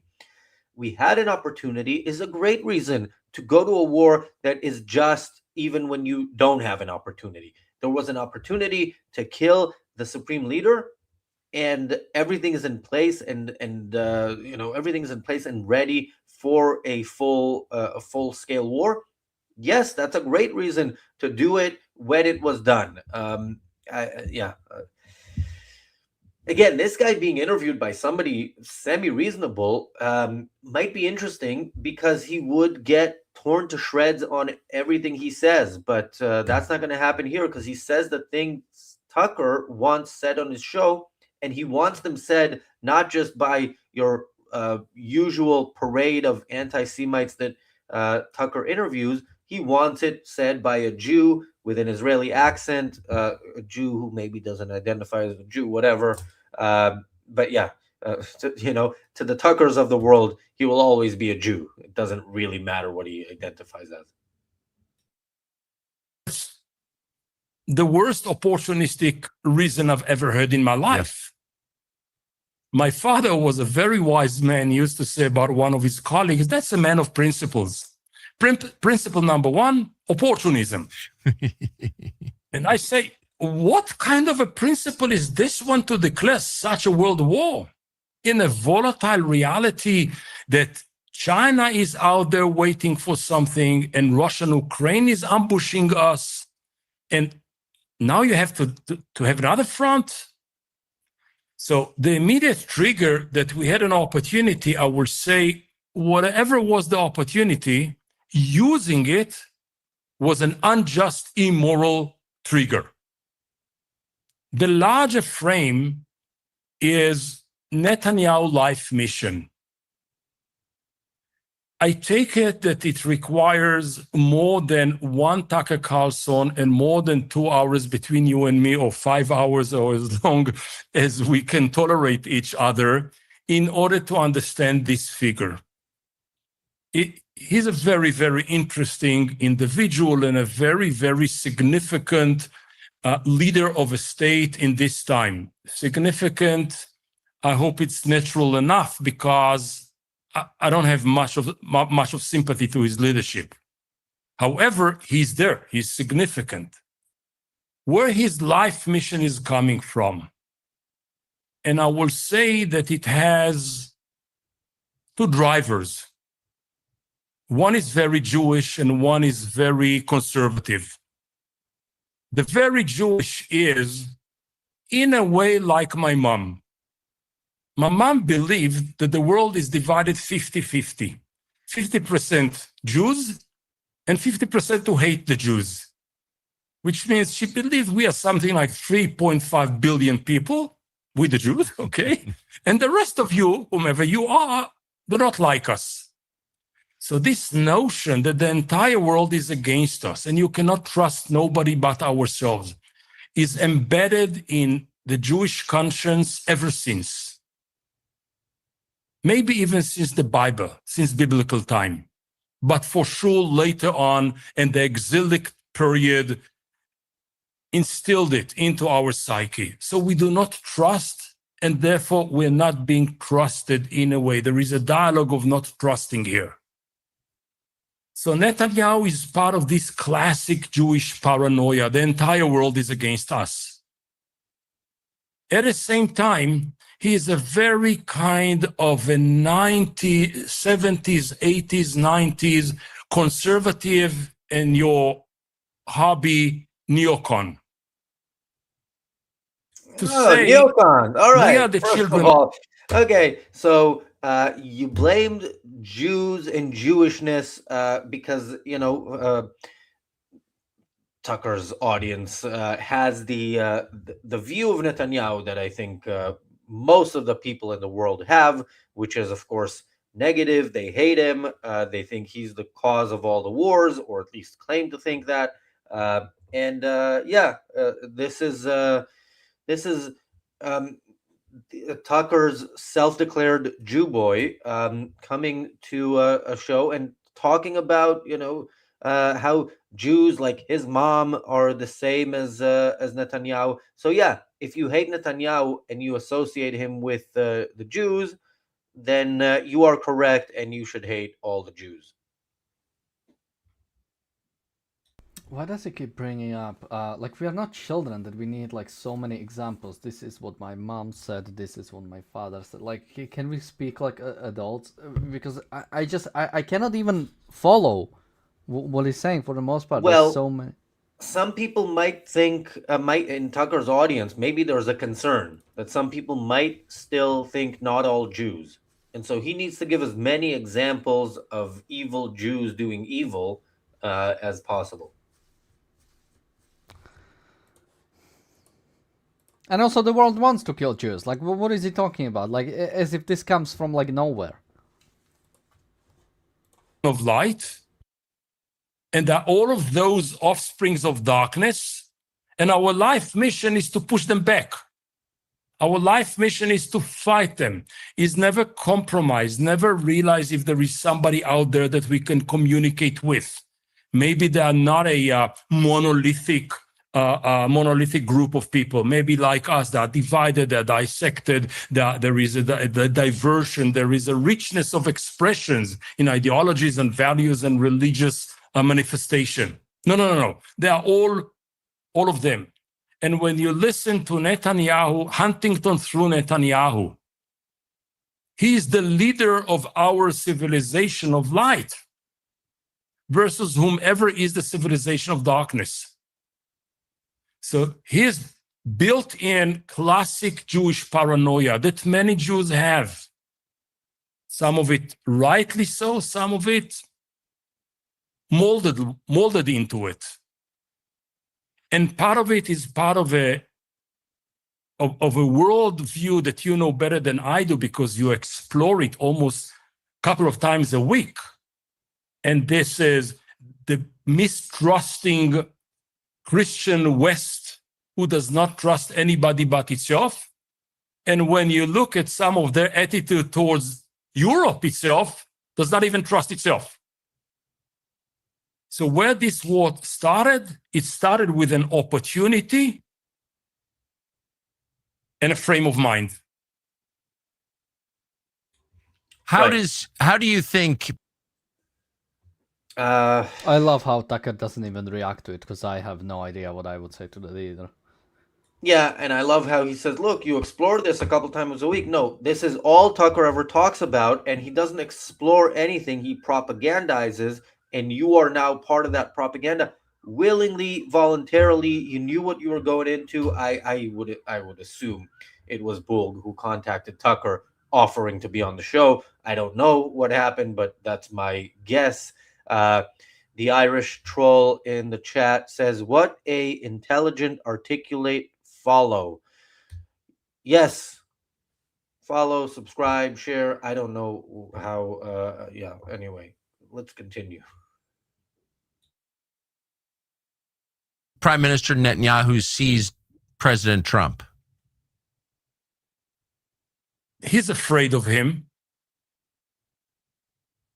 because he's unexpected. I don't know if the term whimsical is the right one, but he's unexpected. I believe the more I monitor the actions of the president, that there is a kind of a worldview behind it. Not always articulated de jure, but de facto I can realize some things there. So first, Netanyahu is fearful of the unexpected. The second, Netanyahu is so talented that he took the disadvantage and made it his prime advantage how to puppeteer the president. So I will say he has a dual feeling, a fear. Okay. And I would say know-how. you have. Okay, I would say, Mr. Bulg, you have a dual feeling. Nate says Trump haters say he's in Bibi's pocket. Bibi haters say he's in Trump's pocket. Avum Bulg says both because there's something for everybody in anti-Semitic, post-Zionist, anti-Zionist, Jew, post-Jewry, whatever this person is. Yeah, he's afraid of Trump, and he is and Trump is his puppet. Anyway. Yeah, again, I have no idea what to even say here. How to use this fear for his advantage. Now look at the pattern. How many American presidents saw Israeli prime ministers as their elder brothers? Like Clinton and Rabin, George W. Bush and Ehud Olmert, maybe not elder brother, but an experienced one, Golda Meir and Nixon. So there is there a kind of older-younger brother relationship between Israeli prime ministers and American presidents that Netanyahu, with his vast experience and malicious intentions, knows how to use also this leverage point in order to promote his agenda with this American president. First of all, they say demonic. They don't. How do you think he? But yeah, work on your anti-Semitic talking points of whom you nailed the neocons talking point, but took you too long to get there. By the way, you should say neocons more frequently and earlier on. People don't stick around videos, that long. So yeah. Shmuju asks, is he a women's studies professor? I don't know what he does nowadays, but he is the former speaker of the Knesset, so he's he used to be a significant sort of person in Israeli politics, and now he is significant in the anti-Semitic world. Yeah, I have no idea what he's saying. Did it? What were the leverage points? I heard you with this, how you call him, the prophet,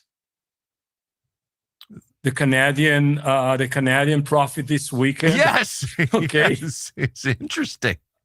I'll tell you something very funny in a second, if I may. Please. He came with 4 theories how it happened. I'll tell you something very, very simple. It's a chemistry between 2 charmers. Listen, Tucker, I cannot stand you, but you're a nice person, so I talk with you. Okay? I mean, I'll take that as a half compliment. Yes. Of course. It's a 1.5. And you know my position, and despite or in spite my positions, we're talking. Yes. So there is something there at the. What position does he hold that like Tucker wouldn't like? His existence Jew? as that position of again, don't have to self-identify as one. You will always be one for them. You can convert to Islam, convert to Christianity. You will always be a Jew to the Tuckers of the world. And I don't know who he's throwing that I can't stand you thing for, but yeah, anyway. Very personal chemistry that simply worked.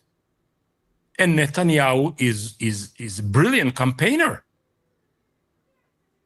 Listen, when you walk out of the room with Netanyahu, check your sleeves whether you have your hands into them still.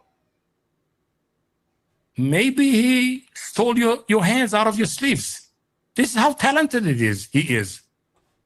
I thought he was gonna say stole your watch or something else. What the hell is it? Yeah, holy shit. Yeah, Bonnie mentioned that Immanuel Kant kind of you can see Immanuel Kant, you can hear him in this guy's words. I actually wonder if we can Google it later if what he has ever said about Immanuel Kant, because it would not at all surprise me.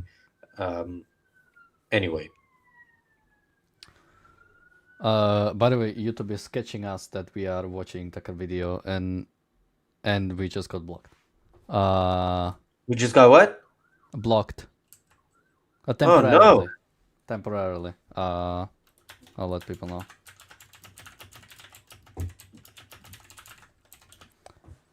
This part is still on the recording if you want to keep talking. But there is a question if we can play more. Can I? All right. Yeah. I guess. I can minimize it. Maybe it will be less likely that it's gonna get caught. We're just gonna and I'll cut half the screen off, or a little bit of the screen off. Let's see if that works. All right, let's do that.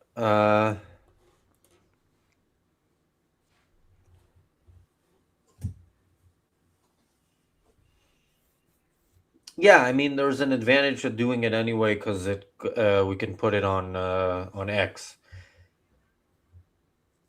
I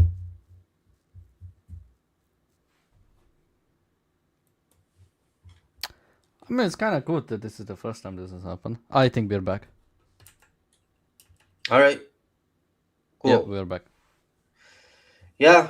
Moody asks, which policy was violated? The policy, thou shalt not criticize Tucker.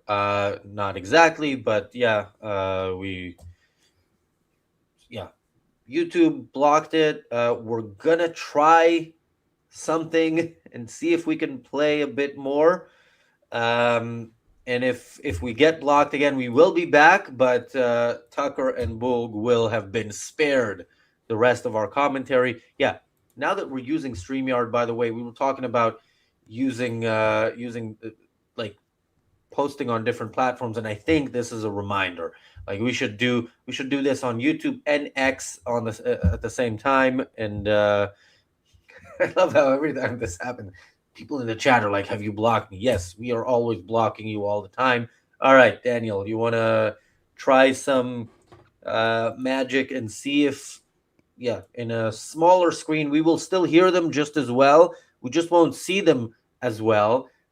Sorry for the people who enjoy seeing these guys, but anyway, let's try some more. He picked his pockets, and so did Trump to him. They use each other. I don't understand. I mean, I understand half of that explanation, but I don't understand what President Trump or the United States could conceivably gain from this. It seems like 100% loss to me.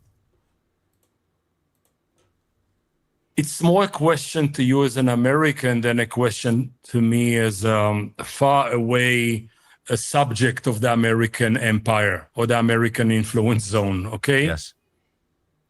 I'm sure that there is a profit here.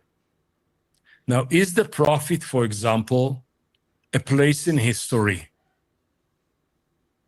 As much as many authoritarian leaders. Let's pause here in part because maybe if we pause a bit more, YouTube will notice us a bit less. But also, place in history. I mean, look, people have their place in history, and you want it probably to be, if it's something you care about, you probably want it to be a positive one.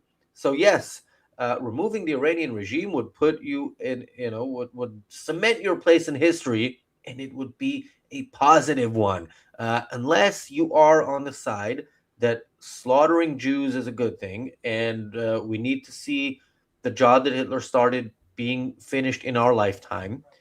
Yeah, and unless you're of that position, you see this as a positive. So that's a good point there. I don't know.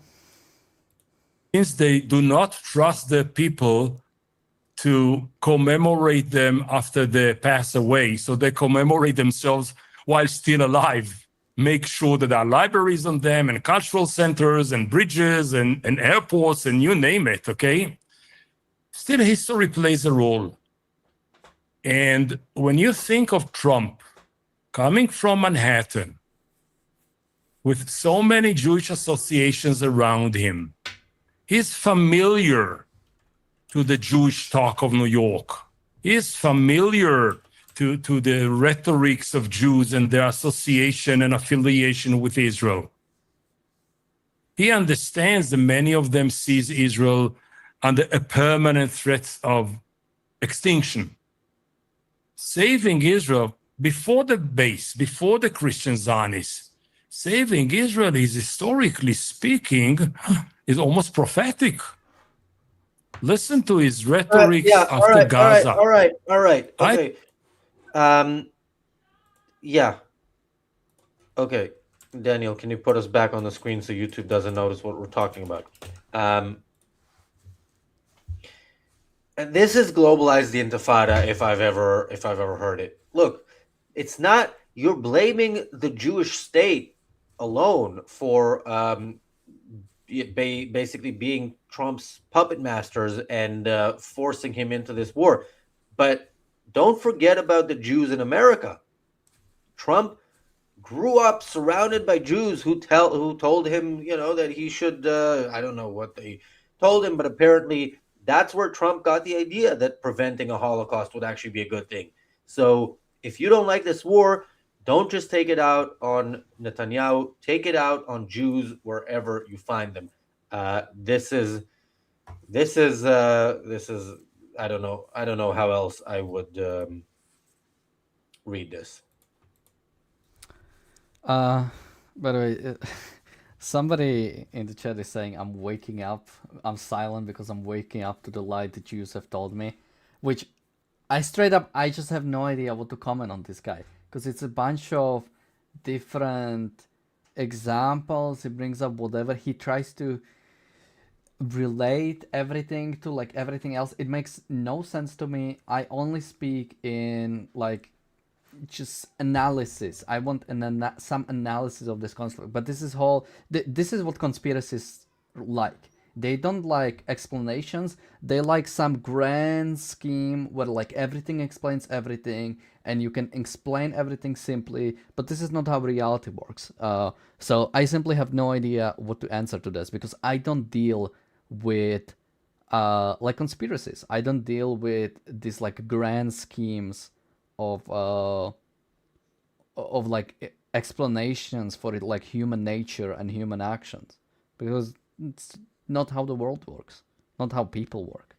Yeah, I mean, this anti-Semitic troll came in straight away with Jews this, Jews that, and then then followed up with Joe Kent. So yeah, if you're, Tucker or Joe Kent or anybody else who's under FBI investigation for treason or any other crimes, the anti-Semites love you. Remember, the some mostly the left wing anti-Israel and anti-Semitic people. When they chant their death to Israel, also chant death to America. Some of these on the right, the Joe Kents of the world, actually call themselves America first, but they are just as anti-Semitic and just as anti-American as the anti-Israel people on the left. You cannot be anti-Israel without being anti-American. So anyway, thank you, Roland, for the super chat. Roland says, tribute to the American empire from one of its faraway subjects. We will pass that tribute along, not the money, we'll keep that, but we will, verbally praise them. Thank you, PC, for the super chat. PC says, Tucker loves Ayatollah. It's his priest, LOL. Yeah, I think what he loves even more than the Ayatollah is having such a token Jew come on the show and talk all this crap about Jews. I mean, I think he's enjoying this a lot. Thank you, PC, for another super chat. PC says, Razi, how would you feel if Tucker became president and Candace is vice president? I would hope Israel's laser space laser thing would be much more advanced than and have some sort of hermetic seal for the Jewish state, because I don't want to think what would happen otherwise. Thank you, PC, for another super chat. PC says, get well soon, Razi. Thank you. I think I'm better, but I'm probably sounding worse, but I think it's the end of it, hopefully. Okay. Let's watch some more. Daniel, any comments? Well, I would use this opportunity to first say we are at 24 pounds 87 pence, meaning we are 75 pounds 13 pence from our goal, where we turn off the ads for the rest of the live stream. And an important take, you want to jump in with something? Yeah, Shmuju says, what about the flying dolphin Mossad agents? Don't talk about that. There's some of them here watching in the chat. You can't. Anyway, yeah, Daniel, continue.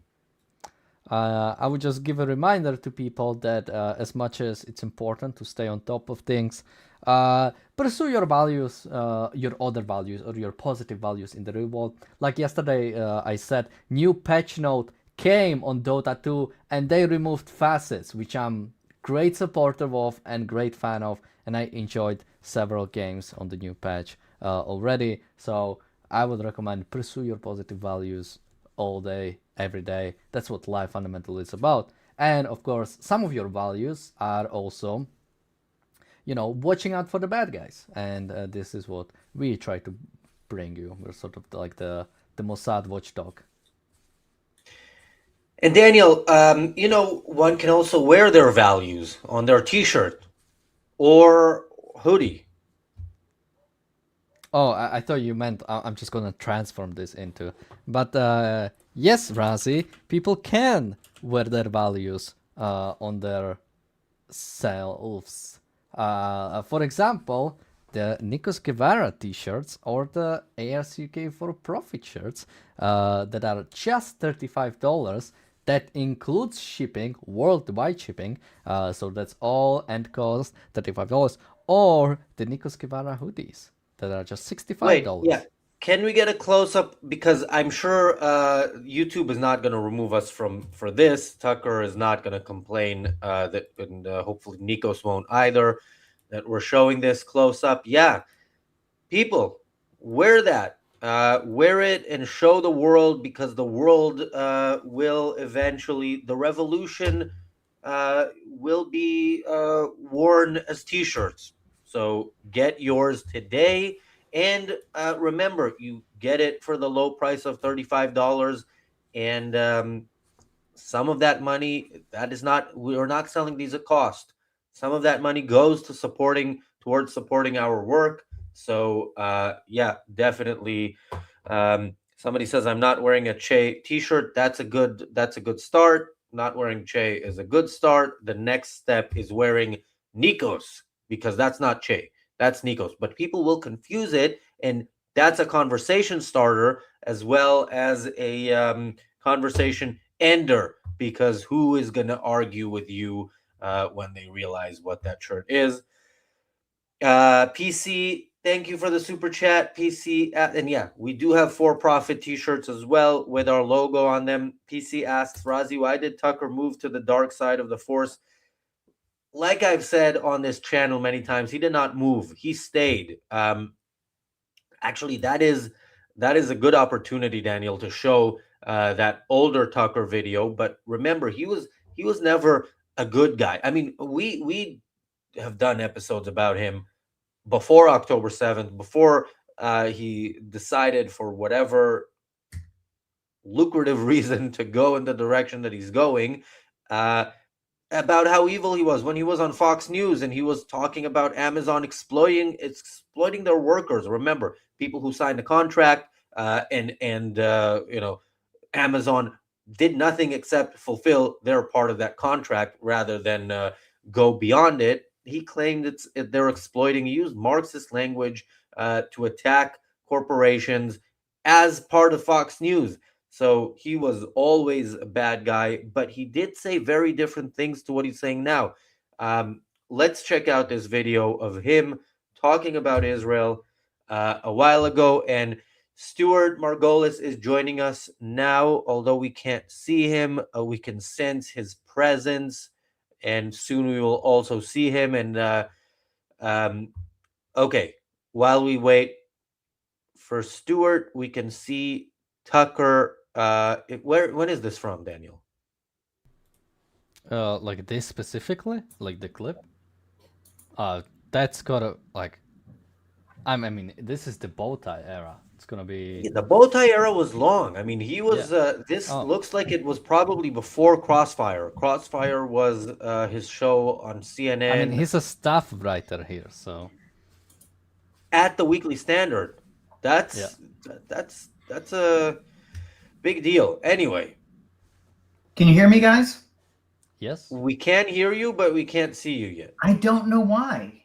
Let me see. Wrong camera selected, probably. I mean, I didn't change anything. It does sometimes change itself, I've noticed. If not, I would just recommend restarting. Yeah, I'm going to go out and come back in, see if that does it. All right, we'll listen to Tucker for the time being, and we will see you hopefully right after. All right. The thing about Pat Buchanan, as far as I'm concerned, and just to restate, I mean, Pat does raise issues that I think are important. I mean, I think that, the sovereignty of the American military, et cetera, I mean, these are not just crank issues. But unfortunately, Pat Buchanan raises them in a way that I think is discredited. And when attacked, he can always fall back on the line, well, the tiny cabal that controls American politics doesn't like me because I speak truth to power. This is actually, incidentally, almost verbatim what he said the other day, that I offend the plutocracy, that I'm a wanted man by the inside the Beltway people, and in every sense cast himself as a victim who is sort of a Karen Silkwood of politics, someone who's so truthful that he's being hunted down by the conspiracy that runs Washington. I mean, it's all a bit much. Maybe Pat Buchanan just says things that are kind of kooky, and that's Okay. Let's criticized. pause It's here perfectly for a valid second. to I mean, it's you really. First of all, even with before Tucker's current transformation, you do have to go way back to find anything sounding semi-reasonable. But and when you do find it, it's I think still the exception to the rule. Alejandro, that's not a typical insult by you, so I'm going to read it. Alejandro says, that guy looks so virgin that he could be with Khamenei. Yeah, well, in many ways he is with Khamenei. But anyway, Stuart, we can now see you. Any comment if you saw any of that from Tucker before we...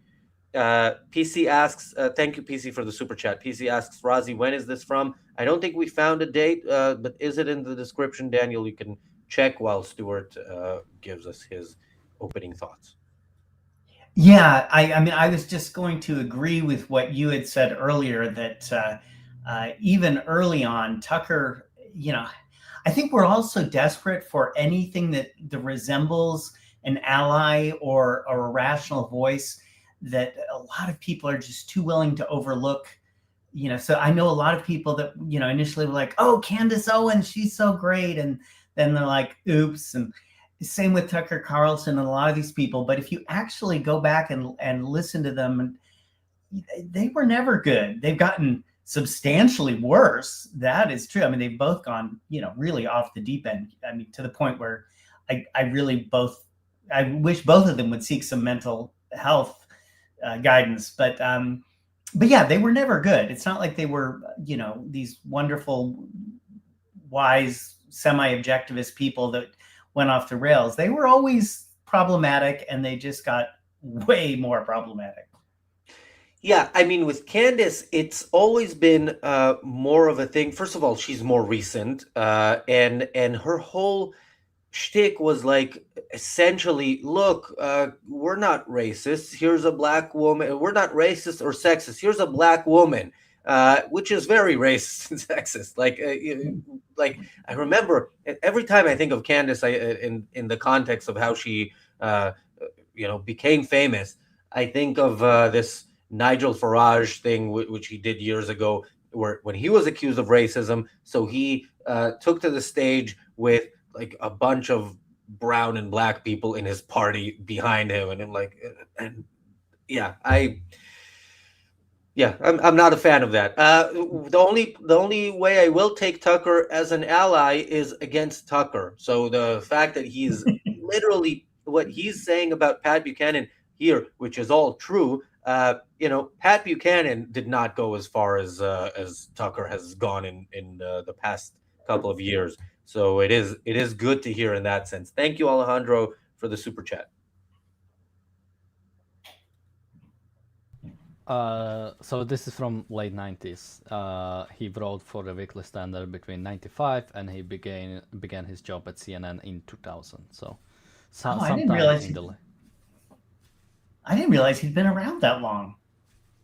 I didn't become aware of him until much later than that. Have you never had the pleasure of watching Crossfire?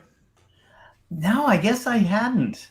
Crossfire was CNN's Hannity and Combs, and it was not as entertaining as Hannity and Combs, I have to say. And if you watched Hannity and Combs, that's not that's not a high bar.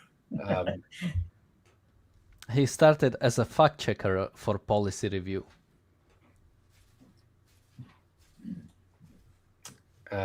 Okay, that I have stuff to say about that, but yeah, I know, Daniel, you'll have to take a break in a few minutes, and I do want to get to the end of this clip before that.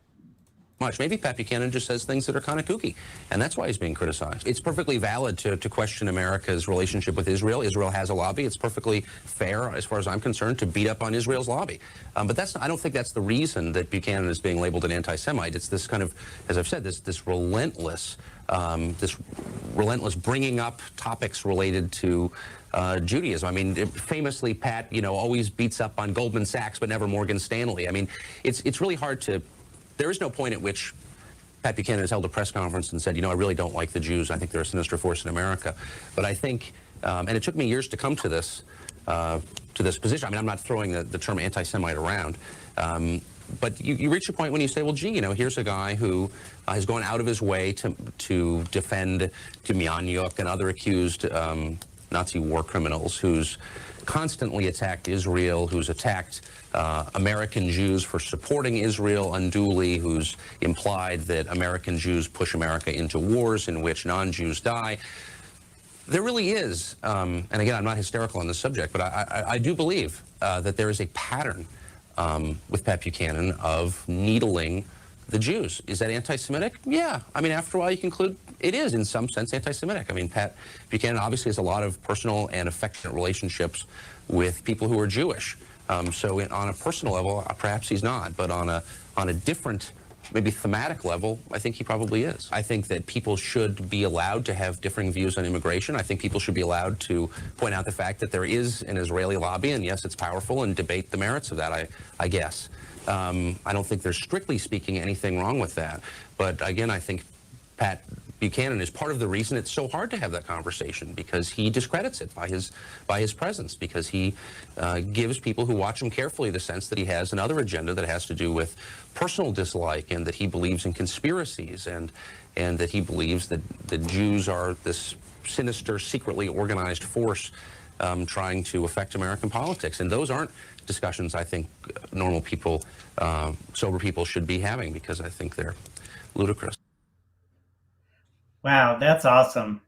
He's actually describing himself 25 years in the future, or however the time frame. But yeah, that's wild. Daniel, do you want to give your thoughts, because you will have to take your break soon? So I'll go to you first. Well, just like somebody said in the chat, I am being kicked off the show because I'm waking up to the Jew and their lies. So that is what's happening here. Save me before. Oh. No, but again, I mean, Stuart said it. Like, yeah, he is basically describing himself perfectly. Which again, I feel like this is something I might have said.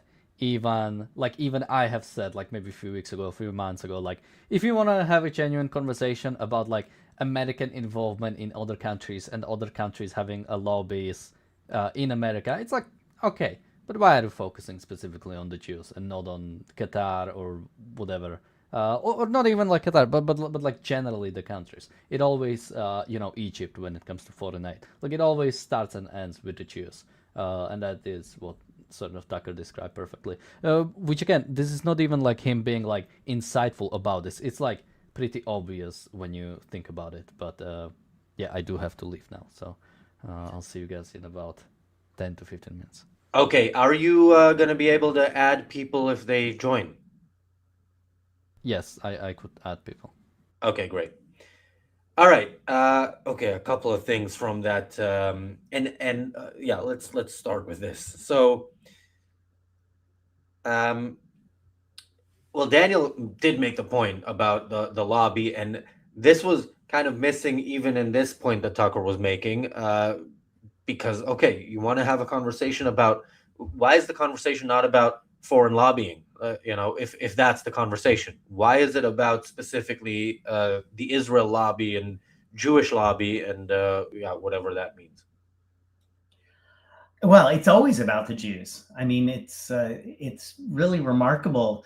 What percentage of the world population is Jewish? It's like 0.01. I mean, it's a ridiculously small percentage of the population, and yet the whole world, it seems, is just obsessed with the Jews. And it's I mean, I guess in one way it's a compliment that Jews have had such an outsized influence on the world. But yeah, this focus that everything is the fault of the Jews is just well, it's alarming, and it's getting more alarming by the day. It seems the rise in anti-Semitic rhetoric and violence. It's I joked with my husband that maybe it's time to finally get that nose job and change my last name. It's not a great time to be visibly Jewish. I'm a big fan of dark humor, but I don't like that joke. I mean, look, why are Jews hated? And by the way, the best lecture that I've heard on this is Yaron Brooks' lecture, Anti-Semitism and Anti-Capitalism. If you're going to be a collectivist, and you're going to think in terms of groups, and you're going to think in terms of basically a fixed pie approach to wealth and to just everything that there is, yeah, the Jews are going to be the first group you hate. So it's layers and layers of irrationality, and eventually that is where they're going to lead, which is why the hatred of Jews crosses supposed ideological boundaries. It's a thing on the left, and it's a thing on the right, and it's a thing among the woke crowds, and it's among Christian nationalists, and the Manosphere. I don't know if you saw the Manosphere documentary, but that's I want to. I haven't yet. Yeah, is it good? Yes. I mean, I hate Louis Theroux. I think he's a bad guy.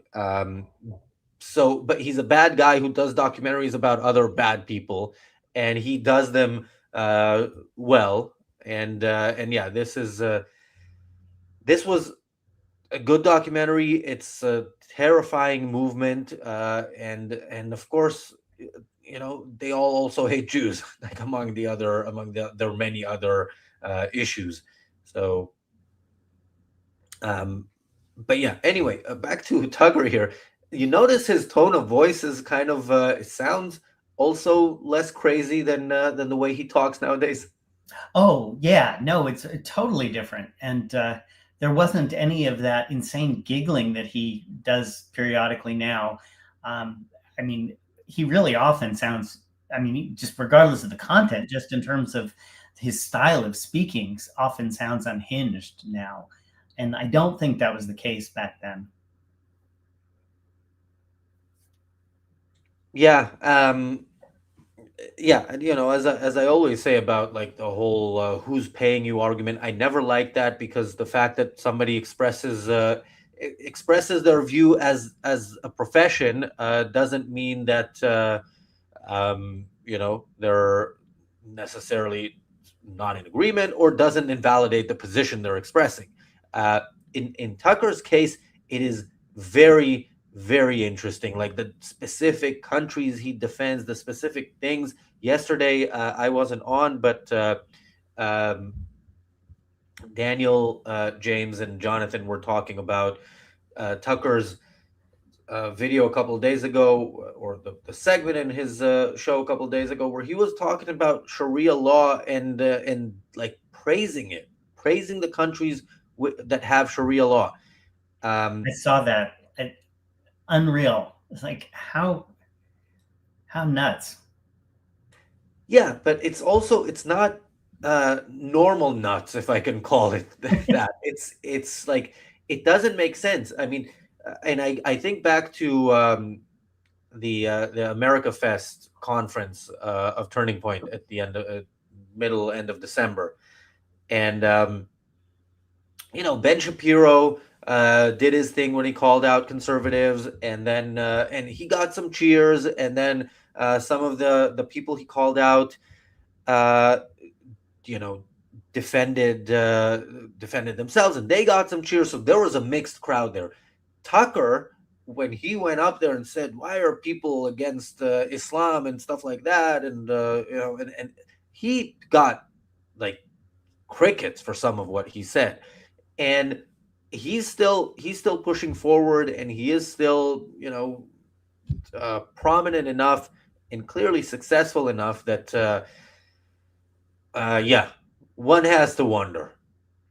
Well, yeah, it certainly seems like in his case, the paycheck is affecting the opinions that he promotes.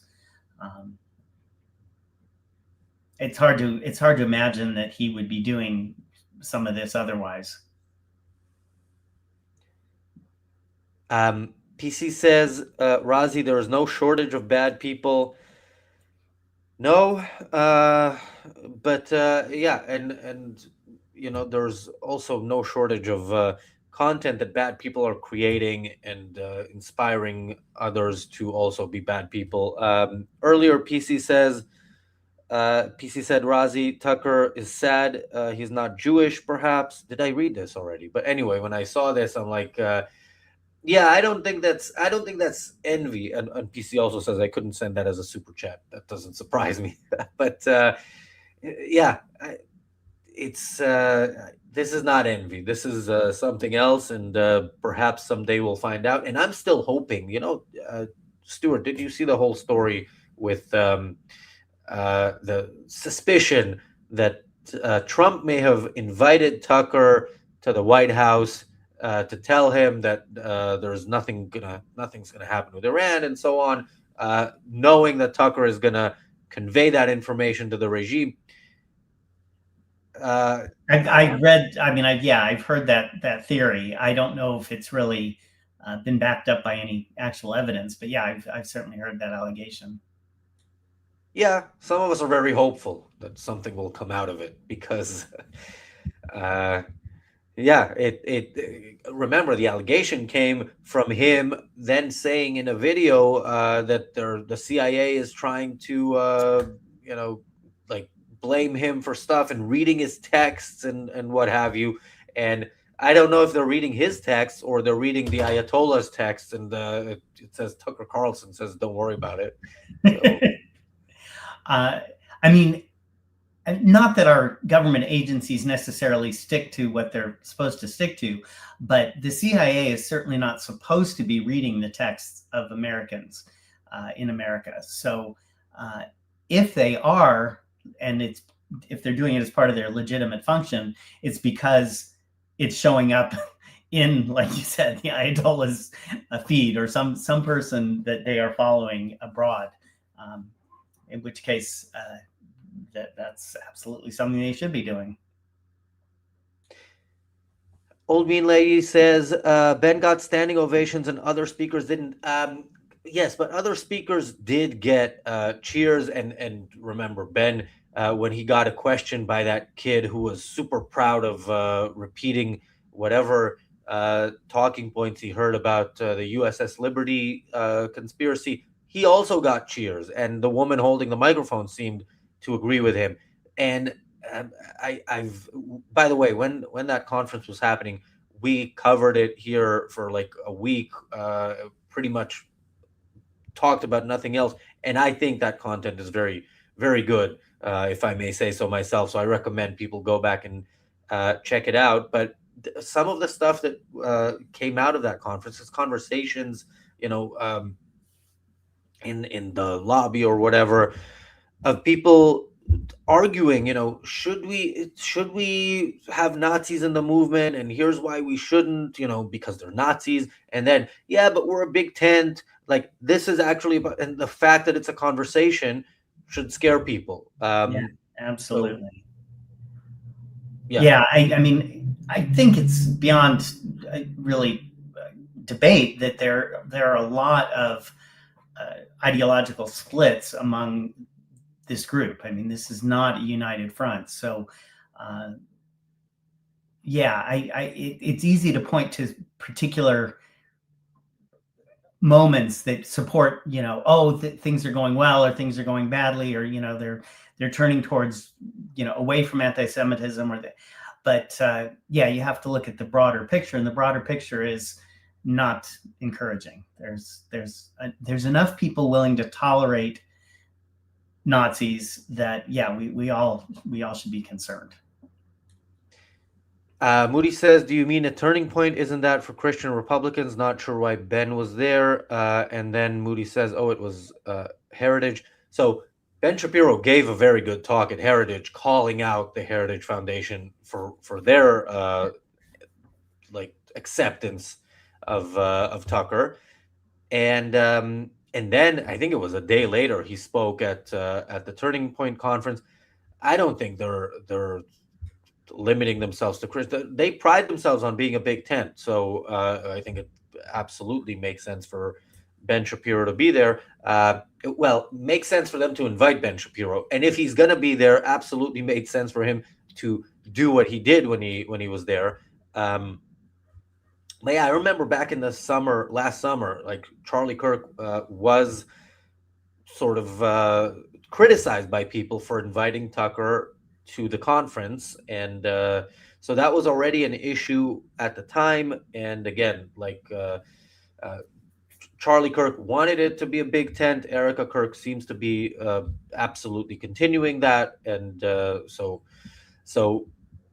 the lineup, if that's what you want, that lineup makes sense. But wanting that is what doesn't make sense, and what ends up with debates about should we accept Nazis or shouldn't we. Oh, there he is. Welcome back. Yeah, the Jew allowed me to come back. Daniel's return means we are going to return to the video that we were watching. Stuart, I don't know if you saw any of this, but former Speaker of the Knesset, Avrum Burg, was on Tucker's podcast yesterday, you missed a lot if you didn't see the beginning. Yeah, no, I didn't. I'm sorry. Well, I'm sure what's coming is going to be just as nauseating. So I look forward to being nauseated. Let's pick up where we left off.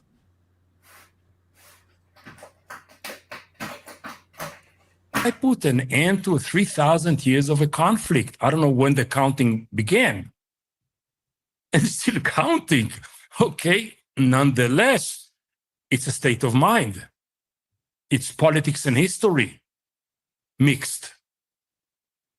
And Netanyahu, as a child, as a son of an historian, understands this how to play this card. So you believe it's likely Netanyahu said to Trump, you will be recorded by history as the man who saved the Jews? This is on the positive side, and on the negative side is you do not want to be recorded as the one that under his God and in his shift, something so awful like the second Holocaust happened to the Jews.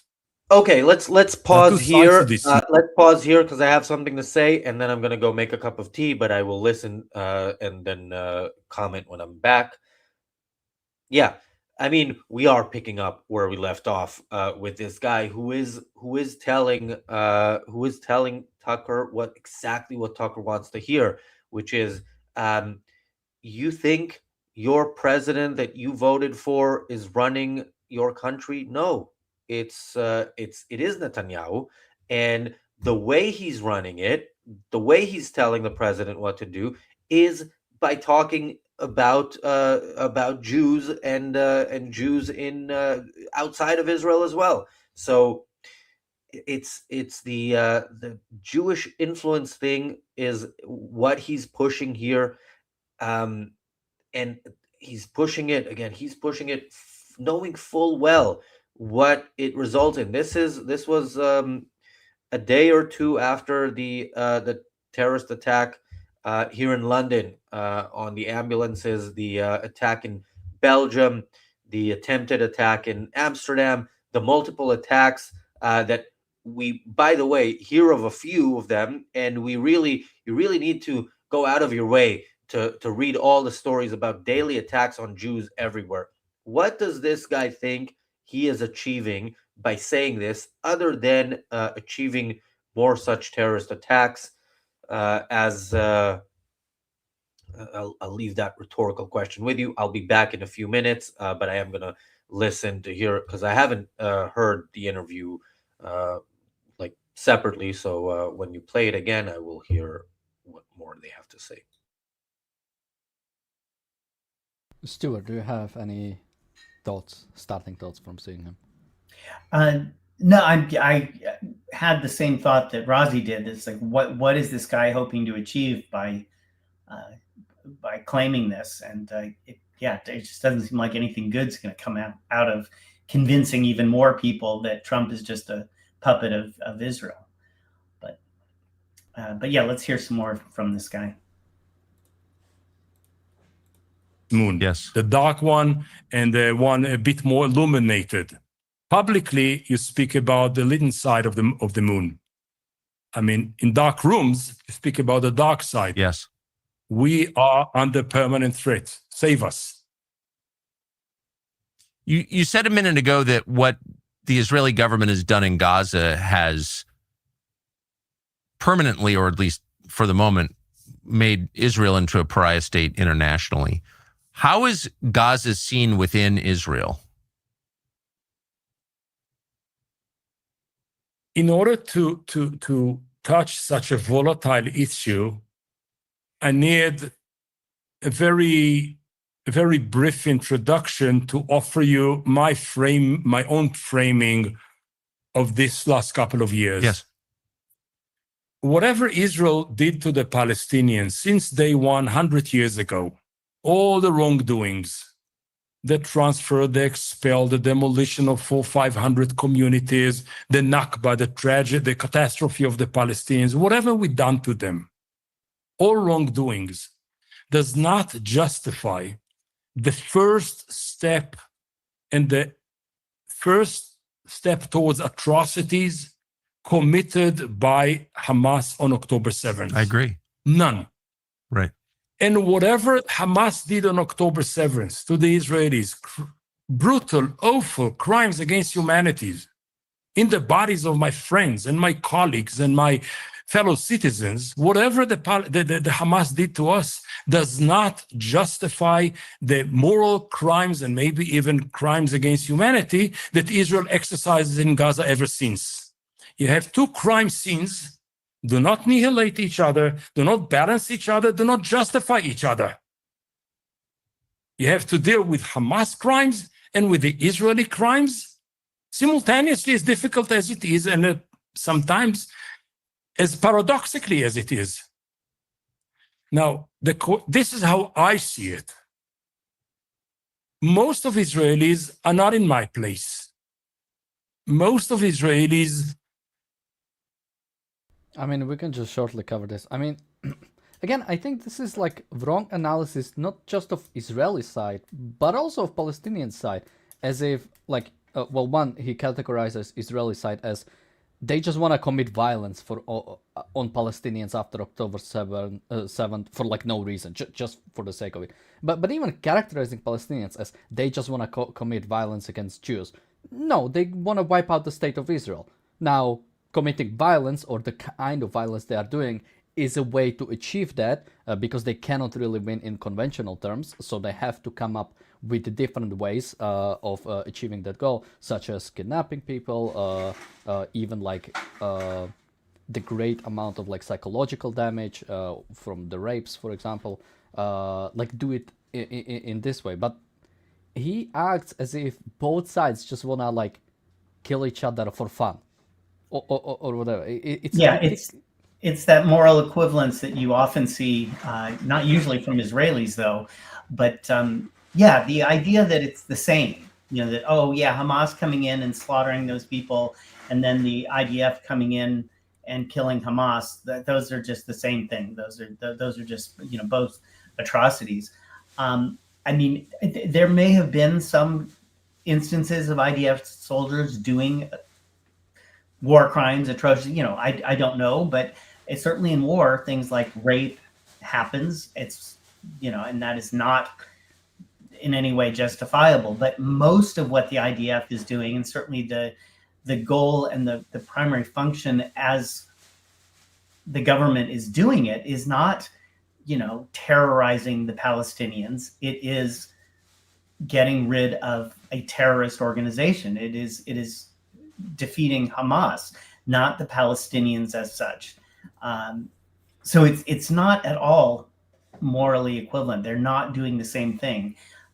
And it's shocking to me that this guy doesn't understand that, but I guess he doesn't. Although I would just bring it there, to the extent Israel is not targeting the Palestinians as such, that is a problem.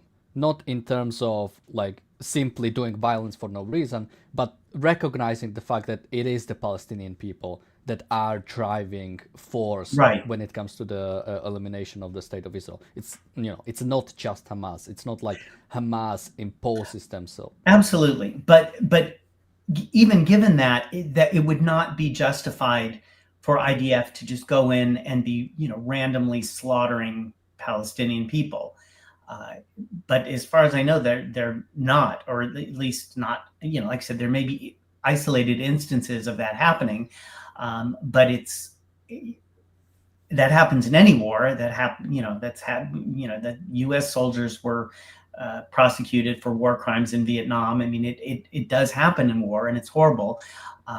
But that's not the policy of, or the purpose of the campaign.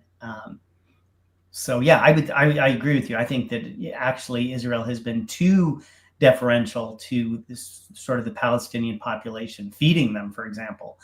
While I don't think that it's justified to randomly slaughter Palestinians, I also don't think that you need to be going out of your way to feed them when they are supporting a evil terrorist organization like Hamas. Yeah, and again, his whole like way of characterizing the whole thing as Israel did terrible things to Palestinians from 100 years ago. He mentioned like every single like a dog whistle, right? The Nakba, the expulsions, the like he mentioned, he fully accepts the Palestinian narrative. He fully accepts the anti-Israeli narrative with like absolutely no pushback.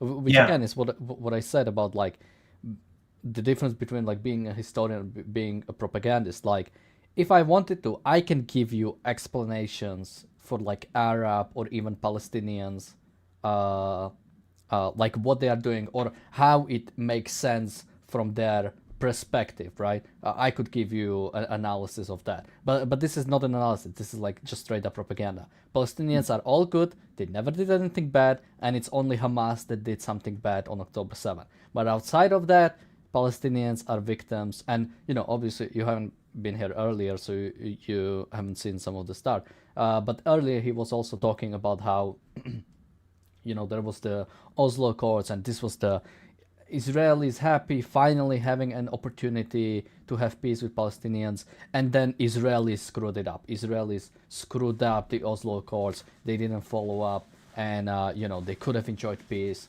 but the damn Jews just couldn't follow up on. That's not my memory of what happened with the Oslo Accords, but that's wild. Okay, I will also say, first of all, there's evidence of a lot of incidents and instances of rape, and they're all on October 7th by the Palestinians. There are zero such cases by Israel. The famous one is what? Like we have like one case that even comes close to that, and on that one the charges were dropped.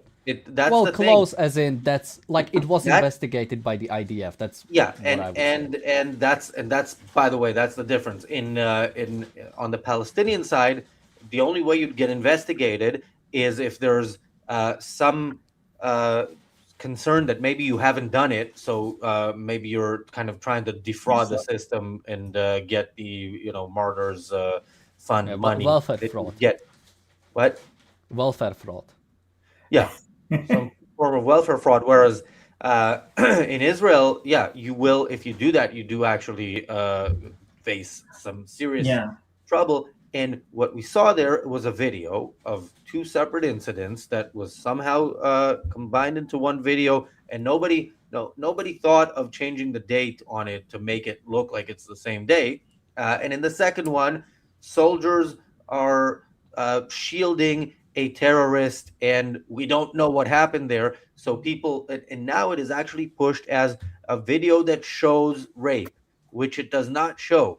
And that video is sort of the Palestinian propaganda in a nutshell. It's saying that something happened, saying that there's proof that it happened, and there's zero proof that it happened.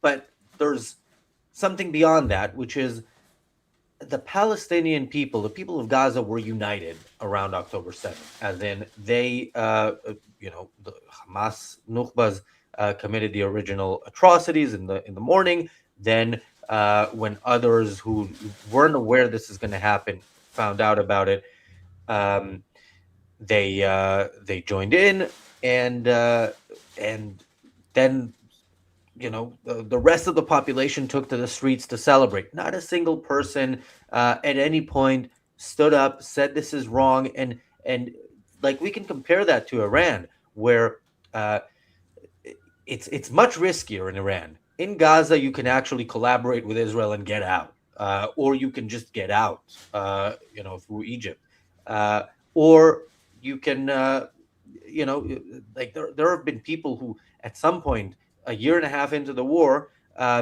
did some minor protests against Hamas because they didn't like living in tents for a year and a half, and some of them were executed. But nobody at any point said this is evil. We are what we are doing as a movement is evil. We should stop it. So yeah, unfortunately, Israel's problem in how it dealt with Gaza is that the population was let off the hook, essentially, and now we see the result. We showed a video a couple days ago of Hamas, now going out there in uniform, planning for the next attack. Yesterday, there was some Israeli bombing of one of their camps, training camps in Gaza, which I'm sure we're going to hear caused the deaths of women and children. But for the most part, the Palestinians got away with October 7th. That is the only way that I can look at it. Like, Israel let them get away with it, caused some discomfort to some of them, killed some of them. But unfortunately, yeah, the problem of Israel's approach to Gaza has been that it has been way too soft on that enemy. And I want to say about Avrum Bull going through the history of 100 years of evil, that this is a thing that Israeli leftists do when they pretend to condemn terrorism against Israel, which is they always have to preface it with this lengthy apology of, yeah, the Jews are so evil. Yeah, the Jews did, all these things, like the Nakba. The Nakba is Nakba is Arabic for disaster, and the disaster was the formation of the state of Israel, despite a war that was meant to prevent that state from existing. And by the way, it should mention not just the war, also a previous civil war of the Arabs inside of the Mandate of Palestine trying to take over. Yeah. So the disaster that happened was that they failed to finish the job that Hitler started, and the Jewish state was formed despite the best efforts of the Arabs to kill all the Jews. That's what the Nakba is, and Bull refers to it in the terms of the terrorists. So, yeah, when somebody has to go through so many prefaces and apologies and so on before he can condemn the biggest massacre of Jews since the Holocaust, that should be enough to write him off completely.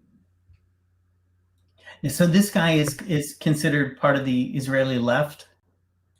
Yes, he hasn't been in politics for I don't know how long. I think it's maybe 20 years or so. But he was in Labor, so sort of left of center. Then he moved to Meretz, if I remember the journey correctly. He moved to Meretz, which is kind of post-Zionist, and then he moved to Hadash, which is the Communist Party, which is officially, a party of both Jews and Arabs, but it's also it's an Arab party, that has, I believe, either third or fourth person in their list to parliament has to be a token Jew, and then somebody further down the line who doesn't get into parliament because they usually get 4 or 5 seats. Bonnie asks, "Are there a lot of Israelis like Boog?" I don't think there are a lot of people like Boog. I think he's unique in many ways, and I think hopefully there's not going to be many such people at any time in our lifetime. I think it's really interesting that again we're seeing, as we've seen, I think with the Young Turks and others, that they're this sort of far right and far left are able to come together on their conviction that the Jews are responsible for all the bad in the world. The fact that Tucker Carlson is giving this guy a platform, Tucker supposedly is still on the right, and this guy is far, far left, and yet they seem to be very much on the same page. It's interesting. It's scary, but interesting. Yeah. And again, well, I guess I have 2 points. Well, let me just write down the second one. Well, first, about the video where the alleged Israeli rape has happened, I just want to mention it. If you look at the video looks weird. I don't know why are they like, a bunch of Israeli soldiers are like hiding something behind the shield. But even then, there was investigation that happened into it. I think I announced it like last week or so that the investigation was finally dropped after like 2 years or something. So it was a long time that this has been happening. And now they finally dropped it. But again, when it comes to, again, Israel cannot control the free will of like every single soldier they have. The bad stuff that happens is unfortunate. That's the free will of the soldiers. What it can do is establish practices, establish rules when something like this happens. The fact is, let's say even this alleged thing that happened, let's say even it was a rape. The fact is, since then, nothing ever similar has happened. Nothing even close to that has happened. So that leads me to believe that this is an incident, that something weird might have happened, but probably not something that encourages more of it. Because again, if let's say there is something, Israeli government or whatever, they blind their eyes or they look the other way when like IDF like rapes Palestinians or something like that, where we would see many more incidents of that happening. Because like we have IDF soldiers, leaving the army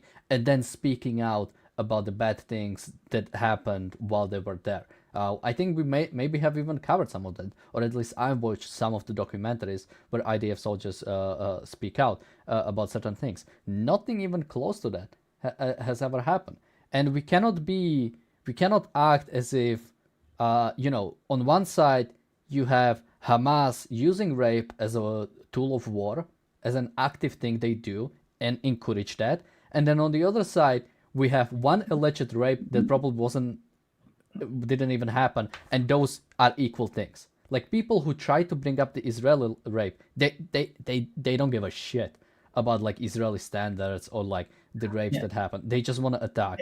And as Razi said, the difference is that in Israel, the allegation is taken seriously, it's investigated, and if there had been evidence of it happening, this soldier would have presumably been punished or kicked out of the IDF or something.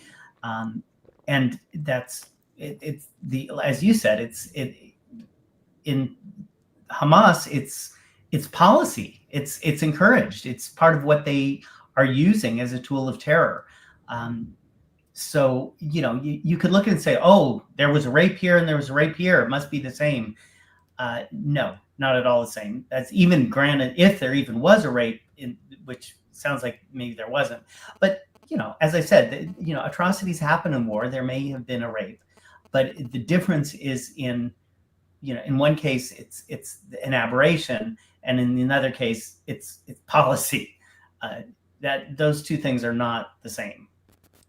Yeah, and even when it comes to, sort of a separate thing now, when it comes to the left and the right, I'm wondering if at any point culture will start evaluating that term differently, because again, for those who don't know, the original term of left and right came from France when it came to, I think the first thing was, do you support the monarchy or do you not support the monarchy? With people on the left were monarchists, people on the left were Republicans. Republicans as in they want a republic instead of monarchy. And that's the only thing it meant. Basically, you could be monarchist for various kinds of reasons and Republican for various kinds of reasons. I think eventually when the monarchy was either suspended or disregarded, for a long time there was no like left because that or the right or whatever, because it no longer was like a subject.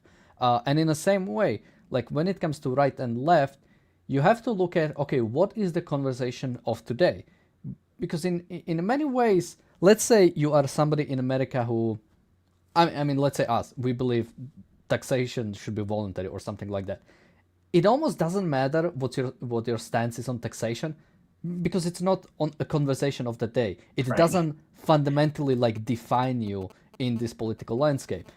Much bigger thing might be, for example, what are your thoughts on Israel? What are your thoughts on Iran? What are your thoughts on Trump? What are your thoughts on tariffs, ICE, immigration? Those are the actual things that define you. So you could be, let's say you can be full-on libertarian or whatever, full-on communist.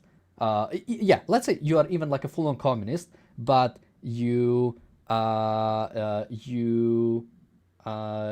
let's say for some reason you supported ICE and you supported the war in Iran for some different reason. Well, it almost doesn't matter that you're a communist, because in all relevant things that are happening today, you are supportive of this thing. So in the same way with like Tucker and Cenk Uygur, they might have different opinions on random things, but on every single point that is relevant today, they are in agreement. So in a sense, they are on the left or the right, whatever we choose to define. Yeah. So I'm wondering if at any point the left and right become something new, because it's not even longer about like economic things. Like it's not even that I mean, important. I think that left and right stopped being really relevant like a long time ago. It really just doesn't describe much of, like you said, the current political landscape. Well, I think we not relevant, but sort of not updated. Because again, as I said, yeah, that's what I mean. It's no longer descriptive of the sides, essentially. Because again, the left and right never actually meant anything, and they never actually mean anything. There are no values behind the left and values behind the right. The only definition of them is opposition to the other side, meaning there are some not fundamental, there are some topics of today that are relevant, and depending what is your stance on these, you are either on the right or the left. So if the main thing today was economic freedoms, which again is not a conversation of today, right, then we would have the right, which is economically free, and the left, which is economically let's say status. But that's not the conversation. The conversation today is Iran, is Israel. So in those stands, both Tucker Carlson and Cenk Uygur are on the left or on the right, depending on where you define that term. Well, so the left-right spectrum is not valid, but it is relevant in the sense that people think of themselves as that or the other, and that's their starting point. Their starting point is not reality. It's not, okay, it's not, is this, I'm going to support this policy because it's the right one, and I'm going to oppose it because it's the wrong one, regardless of which party, advocates for it. And we saw this a few days ago. We were watching this video on a stream, Dave Rubin video talking about the Megyn Kelly, Ben Shapiro. Was that what it was, Daniel? Was it Megyn Kelly and Ben Shapiro back and forth? It was him talking about Ben Shapiro, and he was talking about Tucker. And he says early on, he eventually, is against Megyn Kelly. He's against Tucker. But early on, he says, look, we should be able to overcome these differences because we're on the same side. Now, in what way, if you are pro free markets to some extent even, and pro-Israel to some extent, and want a strong national security policy for the U.S. to some extent, how are you on any of these on the side of Tucker and Megyn. I don't understand. And the only way is if you say, okay, they're kind of nominally on the right, they're Republicans. Megyn goes.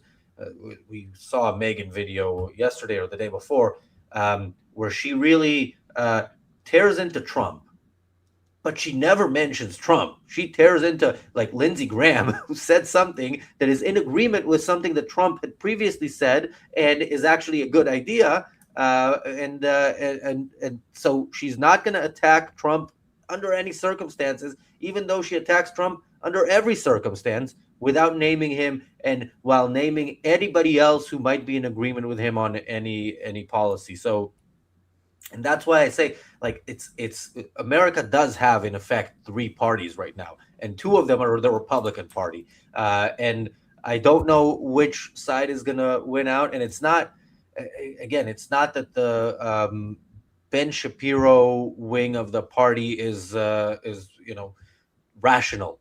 It's sad that that's the best we can hope for, but it is the best we can hope for in today's world. Yeah, earlier when PC asked, what would you think if Tucker was president and Candace was vice president? I don't think Candace is going to run for anything, but I don't think Tucker. It's impossible that he will have some sort of influence. Certainly, if JD Vance ends up being the nominee, let alone the president. And if you actually care about the issue of Israel and the U.S. policy in the Middle East, a JD Vance, Gavin Newsom election, or anybody actually from the Democrats doesn't give you an option. Like, you have no one to vote for in such a situation. Did we get a bunch of super chats, or did I not realize that we? Because we are now a third of the way through for turning off the ads and yeah. So I'm going to need to take off. I'm not sure how much longer you guys going to keep going. Maybe an hour. Okay. Well, have fun. And you're going to remind me. So before you do, I'll tell people that I do have a Substack, stuartmargolis.substack.com. And I'm also on Facebook. So you can hit me up there. Thanks, Stuart. Link is in the description and will be in the chat. And we will see you soon. Great. Thanks. Daniel, are we going back to... Oh, no, I wanted to read some news. Okay, Wait. so... This is a Fox News Super Alert! Please don't read something sad after I said that.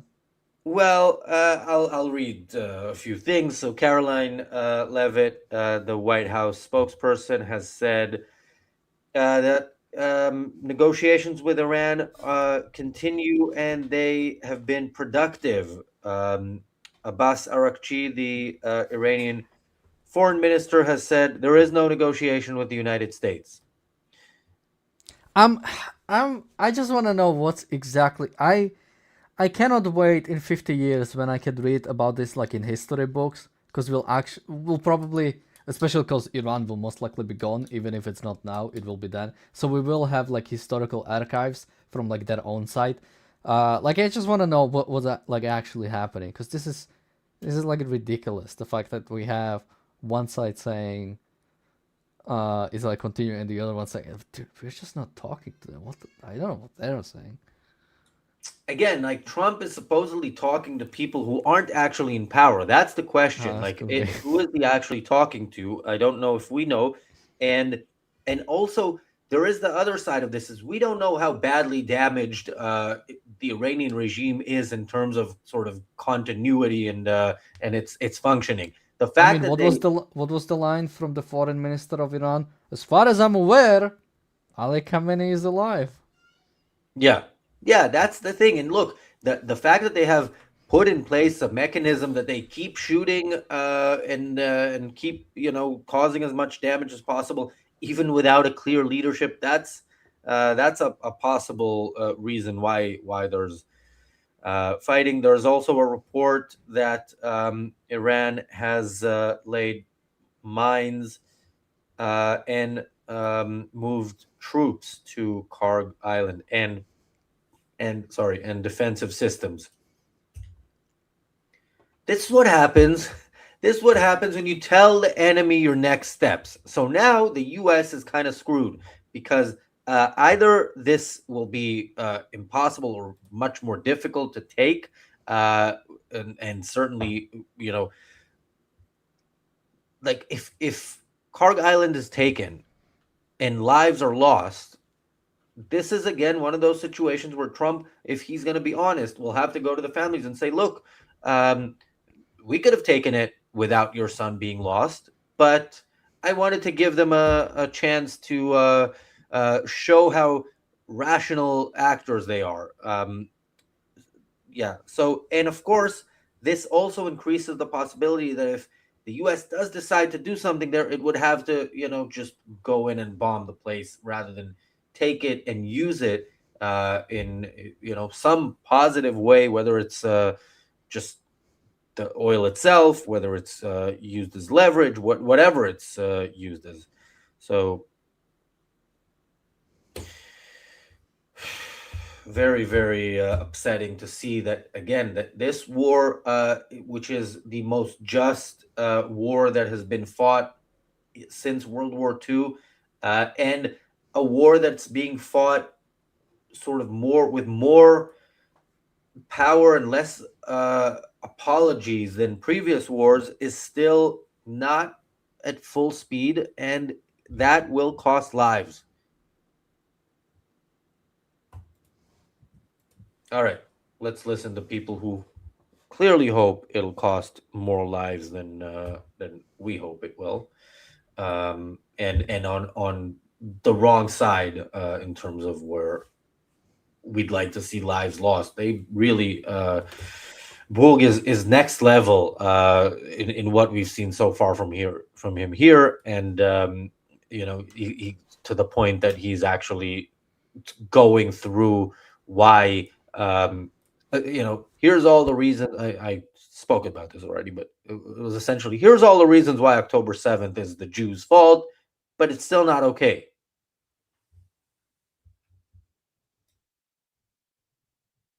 Regardless of October 7th, I mean, even much before October 7th, do not really know where Gaza is. Yes, it might be 5 minutes away from a doorstep, might be 40 minutes drive from Tel Aviv, but it's beyond the mountains of darkness.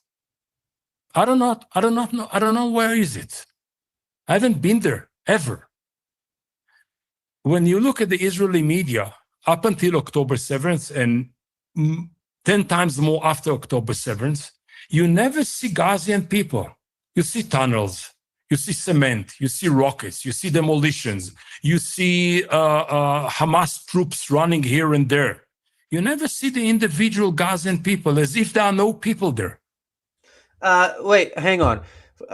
So first of all, we saw the individual Gazan people when they participated in the October 7th attack, when they celebrated in the streets, when they even when there was a ceasefire deal, and as part of it,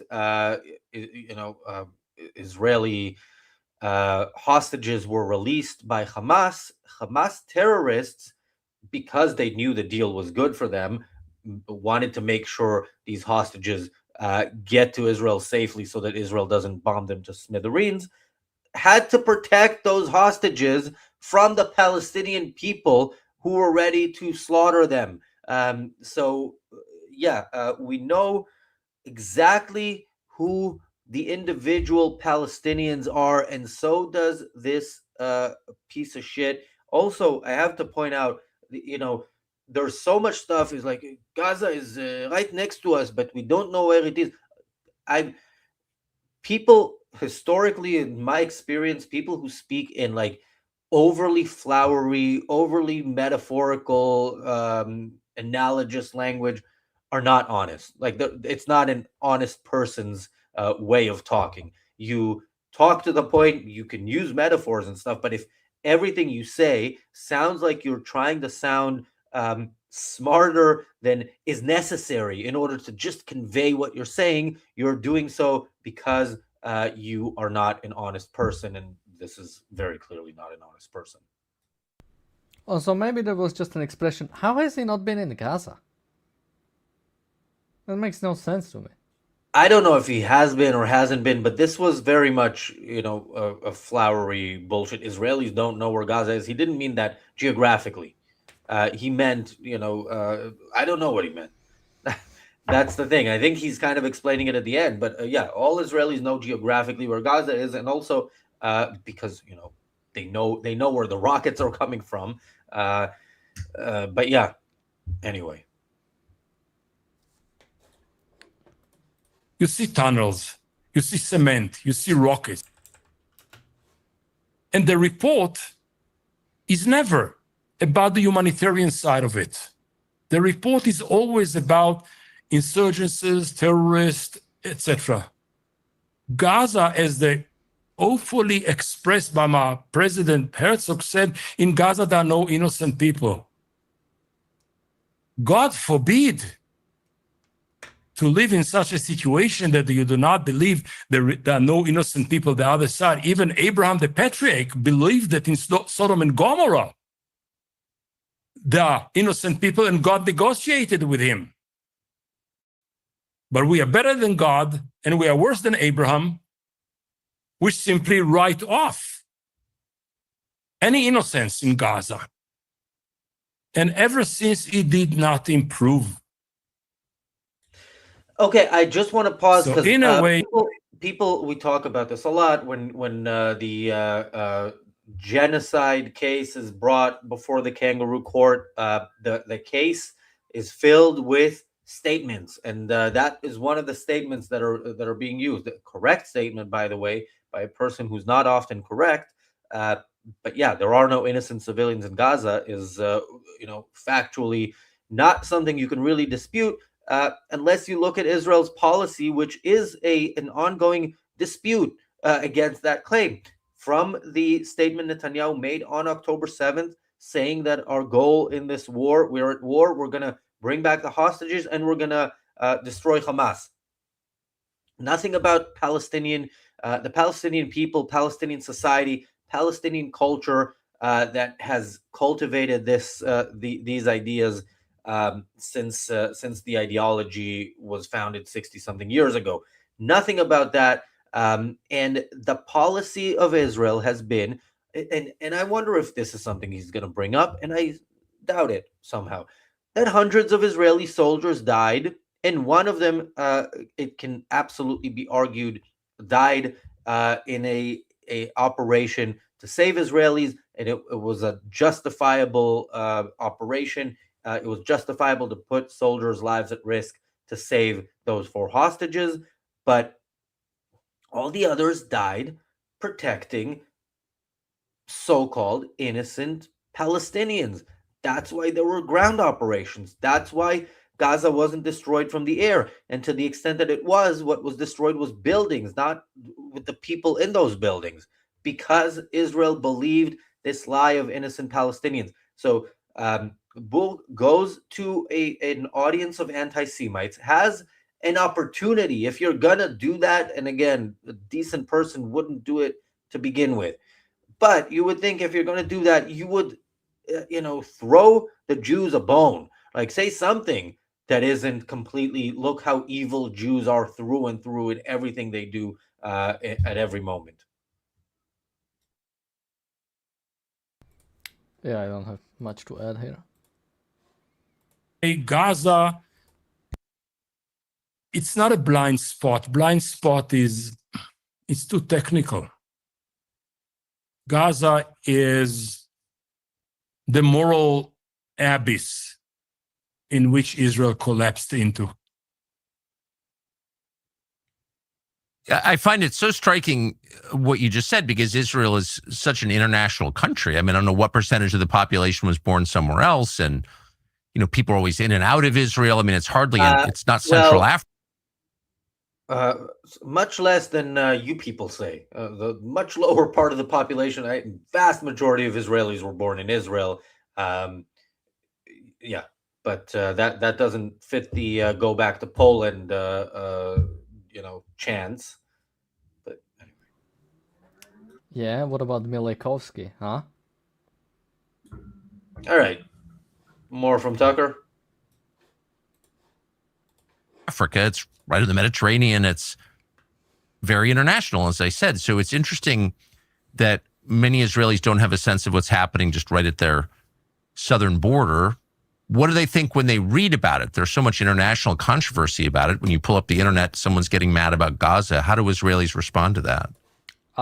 They never read about it because Israeli papers never talk about the crimes that happen in Gaza. That's gonna be my prediction.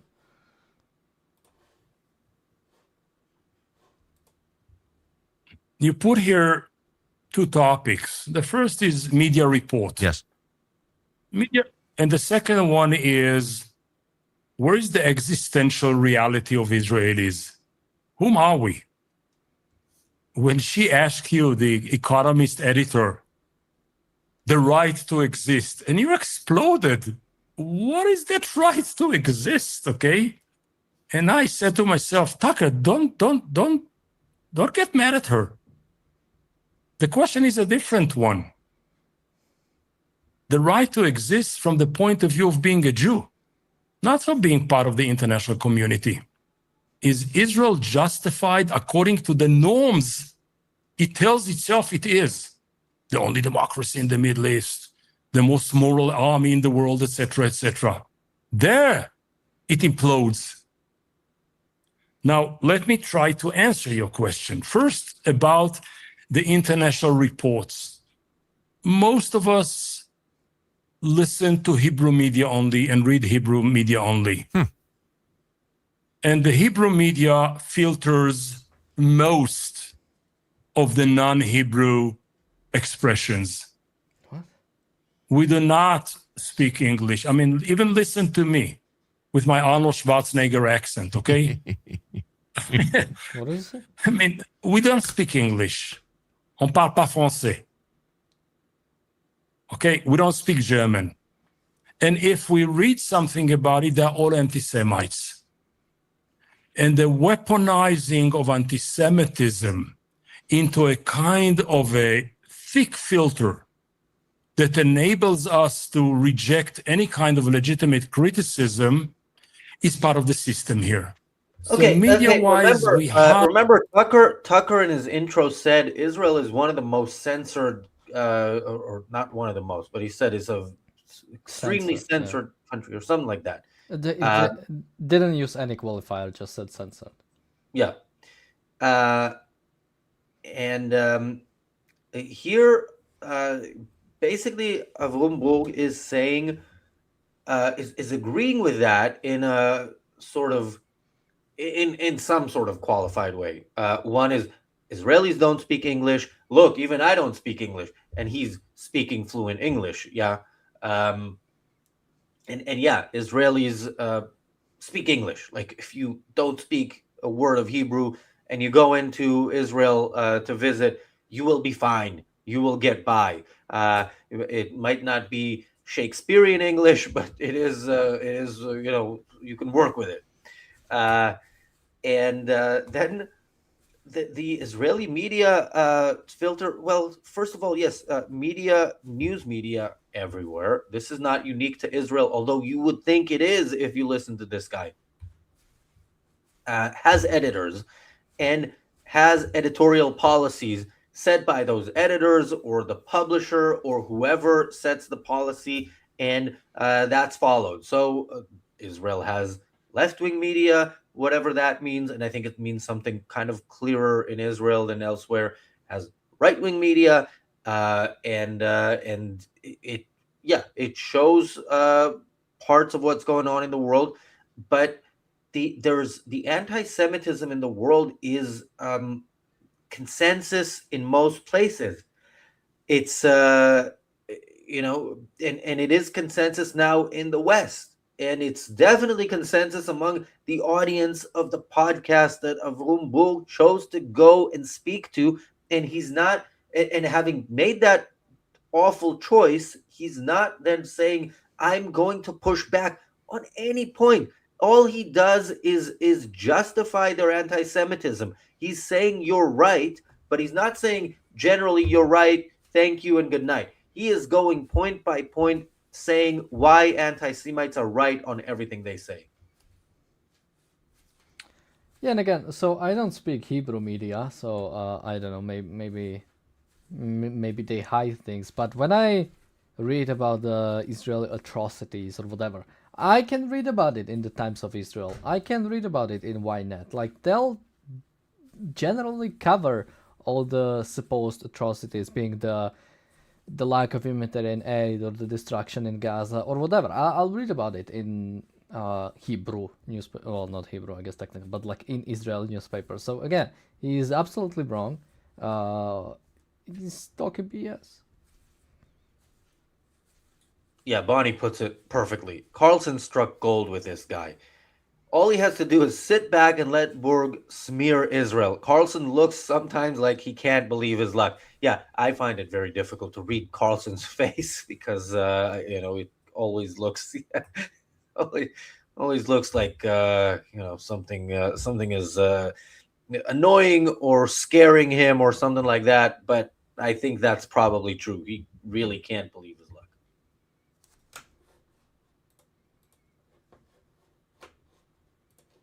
Hardly hear the international situation. Hardly hear it. The question of what does that mean to us, I would say as follows. Up until the Second World War, 90% of the Jews in the world were Christian-born Jews, what we call Ashkenazim. Yes. And 10% were born in the Muslim sphere, what we call Sfaradim. So it was 90% Christian world Jews and 10% Muslim world Jews. Today in Israel, it is 50-50, which means the old perception that Israel is an offspring of the West, of the Christendom, demographically doesn't work. Because at least half of the Jewish Israelis, not to talk about the 20% of Palestinians with Israeli idea, but from the 80% Jews, 50% were born or offsprings of Muslim world Jewry, which do not share the same legacy and the same heritage and the same tradition that Jews shared with you, which is the evolution of the West. I'll take it a step further. No. Yes, many of us were born in No, don't take it a step further, or at least let us take a step backwards and decipher some of that. First of all, you could see how Tucker at the beginning is like so excited about, oh yeah, they're not really Jews. Yeah, you see, I'm right. Let's give them DNA tests. By the way, anything to say about that, Mr. Burg? The guy you're talking to wants Jews specifically to be forced to take DNA tests to prove that they're Jews, because who knows? But yeah, but then there's this argument that I've heard from racist leftists in Israel, which is this country was set up for European Jews, and it doesn't really work when we have all these Arab Jews in the country.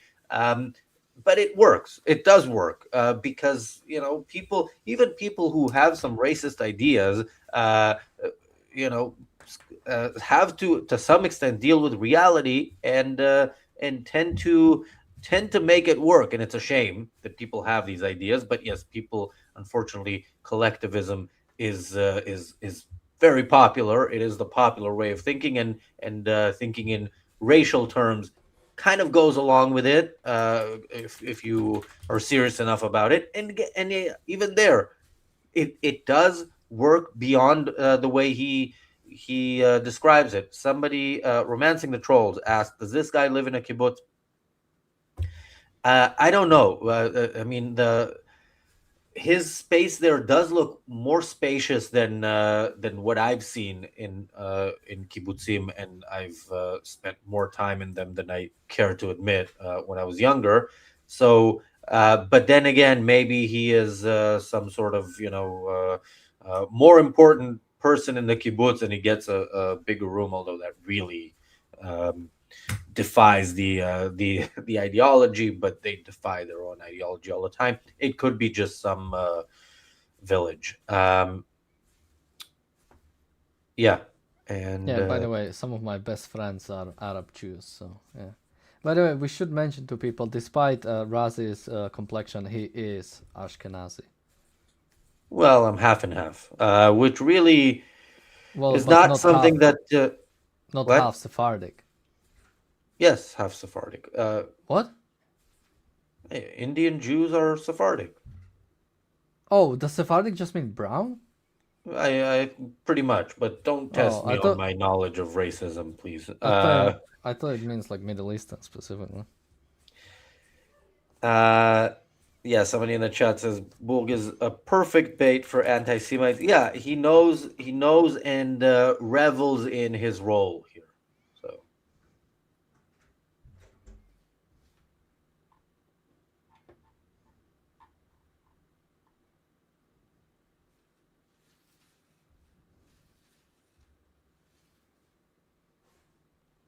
Yes. oh, I'm waiting for you to play more of the video. Oh. So many other places, or our parents or grandparents. But most of us were born here. And here is a very strange place. On one hand, we're not Europe anymore because we got disconnected. And on the other hand, we never got connected to the region. So we are kind of a standalone island, totally disconnected from the region, refusing to get connected. When normalization was offered to us only 2-3 years ago, it was a threat. We never dwelled into the strategy, what should be our relationship with the region? So much so that in a way, we resemble a lot the kingdom of Jerusalem of the Crusades. Foreigners coming from the outside, circling ourselves with a kind of a self-siege wars and never integrate. It is not right because there were interaction between the regional Muslims at the time and the Christians at the time. But nonetheless, the kingdom as a political entity never wanted to be part of the region. After 200 years, it expired. The state of Israel, born out of the ashes of the Holocaust, for sure, but earlier on was born out of the nation-state idea of getting secular Europe with its solutions to its national groupings, came to the Middle East, which is not part of the nation-state thinking, didn't go through the processes of secularization and revolutions, the Industrial Revolution, the French Revolution, the American Revolution, the British Revolution, never went through them in order to get where we are today, and therefore didn't find any hooks to get connected. So we lost our Western hinterland, and we never seeded enough in order to grow to be part of the local fauna. All right. So we are isolated. An absolute racist piece of shit. Like everything he's saying is such absolute. He can't fathom the idea of a human being being an individual, and that's minutes after he's talking about not seeing the individual in Gaza. It's really unbelievable and disgusting. I'm glad I can also read some of the chat at the same time, and I am learning new things about my own heritage, or whatever people call it. Salome says Sephardic, to the best of my understanding, is North African. Mizrahi is Middle Eastern. Yeah, I wasn't even aware of a distinction. And by the way, when I think back of about things in the past that in my past that you know, ideas I had before I read Rand, before I was a fully formed adult. I remember not wanting to do like a family tree thing when I was in school, and I look back at that and I'm like, yeah, because who cares? I mean, it's maybe a bit different in the case of like you know, individuals in your family, but also I knew individuals in my family, and in some cases I was glad to, in some cases less so. And what do I really care beyond that? So yeah, uh, yeah. Somebody says now he'll be invited to Pierce, Megan, and Candace. I don't know about Candace, but yeah, I would not be surprised if he's now. Yeah, he's now gonna make the rounds, and we will be there to call him out on it. Well, I don't know if we're gonna do a video on every one of his Well, videos. hang on, hang on. What about the Israeli nuclear sites? Oh yeah, uh, yeah. I'm sure the interview will be interesting, and yeah, let's see if he's on a panel. Yeah, Davy boy, that I did know. Yeah, it is Iraqi Jews that went to India a few hundred years ago, and so yes, I am half Arab. So if you think I say anything racist about Arabs, remember I'm allowed to. And if I say it, I'm just racist. So that's why. Isolated. I think many, I don't know what they think now, but for most of my life in the US, many Americans regarded Israel as a kind of European-ish country. That was always my opinion. Some of them felt that Israel was almost part of the United States, not in a sinister way, but they, we've got so much in common.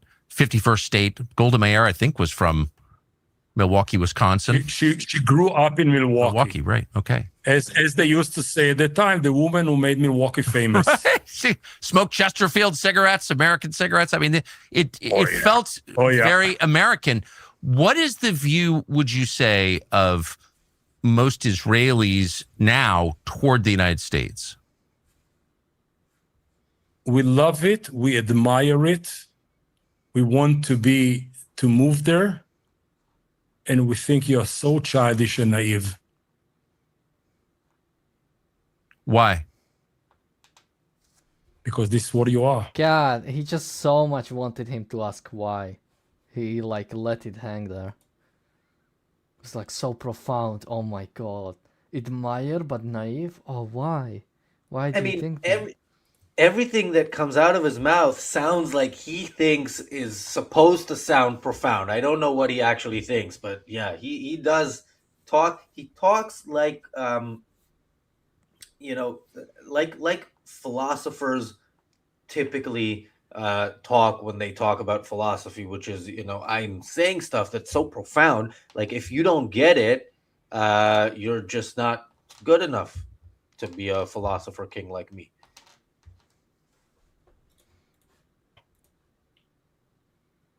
Okay, can you? I mean, I'm not sure I would disagree with you at all. But what about Americans strikes Israelis as childish and naive? Israelis. Let's begin with a smile because it's a heavy stuff. Okay, Yes. You know why we Israelis do not make love in the street? Jokes. Because then everybody will come and give you advisors. Here, everybody is a prime minister, everybody is a diplomat, everybody is a strategist, everybody is Tucker Carlson, everybody It's like every country. Like, it's nothing unique about you. is everything. Everybody is Napoleon. We know better. And when we think about, first begin with the West in general, okay? How don't you understand that immigrations brings you down, that you compromise your own very existence? How don't you understand that the Muslim tidal wave of immigration is going to compromise your very entity. Leave aside, I don't think that many Israelis understand the exchange theology, okay?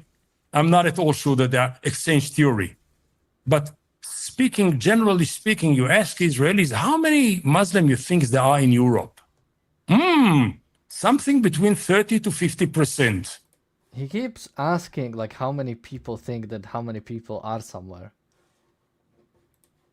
Which is far away from the number. Yes. And by the way, I don't know where he got that Israelis think that 30 to 50. Maybe the 17-year-old kid who schooled him in school last week or whenever it was told him that, and then he thinks this is what Israelis think.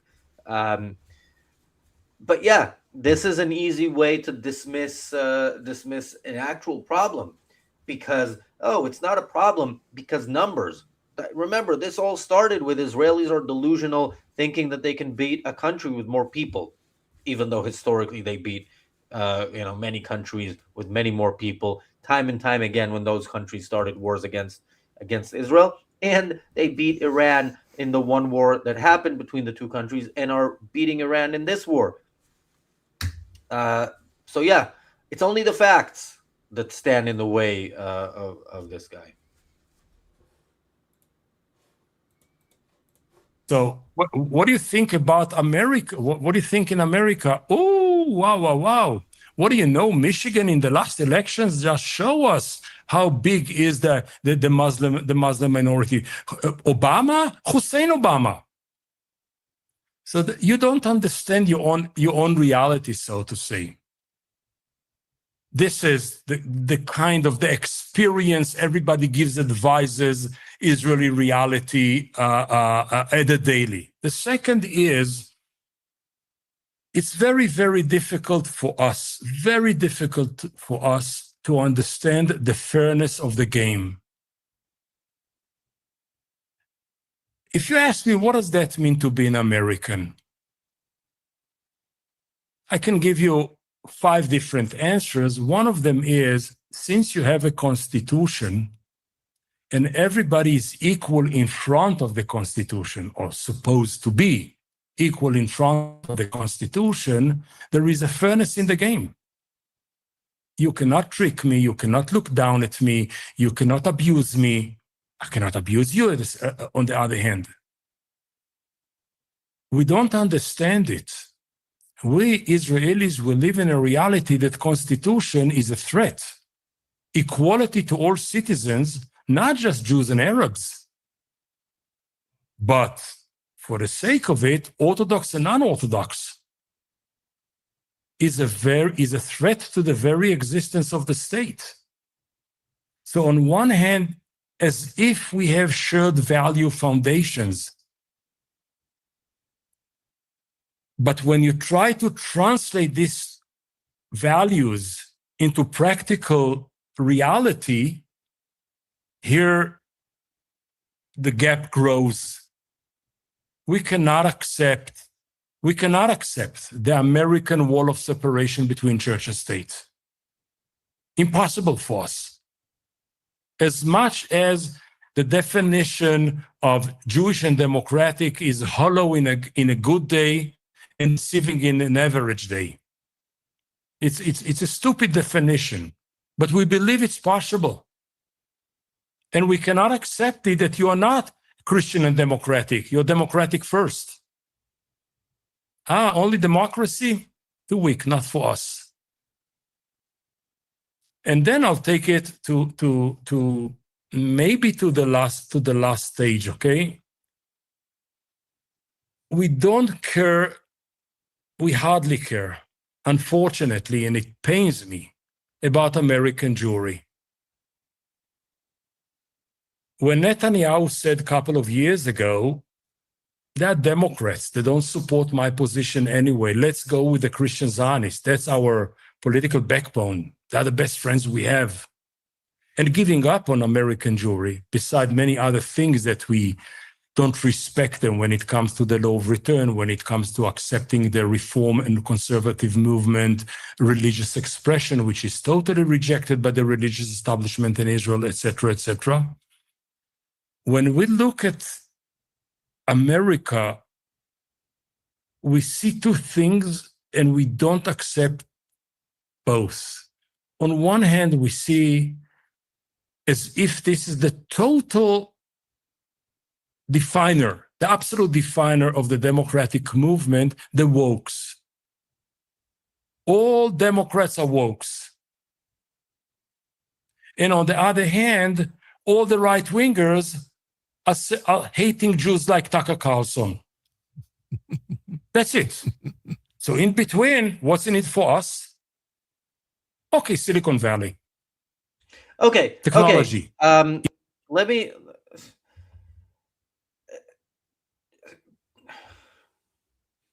Tucker knows that this guy knows that almost all Israelis despise him. Almost all of them. Jews and Arabs, but certainly Israeli Jews, despise this low-life piece of shit. Yet all he does is speak in the name of Israelis. This is what Israelis think about Americans. This is what Israelis think about Palestinians. This is what Israelis think about other Israelis. And all of it, everything that he says Israelis think, again, is meant to fit right into the anti-Semitic narrative of Tucker Carlson and his fans. So, it's so despicable in every way that it's hard to tolerate, but we will continue to tolerate it until the bitter end. Susie said, is this supposed to be coherent? No, it's supposed to be incoherent to make you feel like you're not smart enough to understand it, and then you just need to follow. That's the philosopher king idea in a nutshell. I don't think that's how Plato put it quite, but that's pretty much it. Like, you need to give power of attorney over your mind over to the likes of Rumburg, and because he knows better. And if you can't understand, that's just proof that he knows better.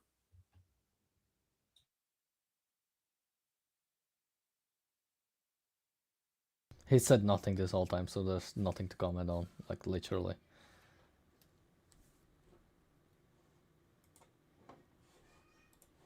Economy, profit, but not the values, not anymore. Is this a religious war from the Israeli perspective or from the Orthodox Israeli perspective? This one in Iran, in Iran now, yes. a bit never defined this way officially. I will say it's the second, me personally, who observed the situation and tried to intellectualize it in order to comprehend. Yes. I will say it's the second stage of religious war. At what sense?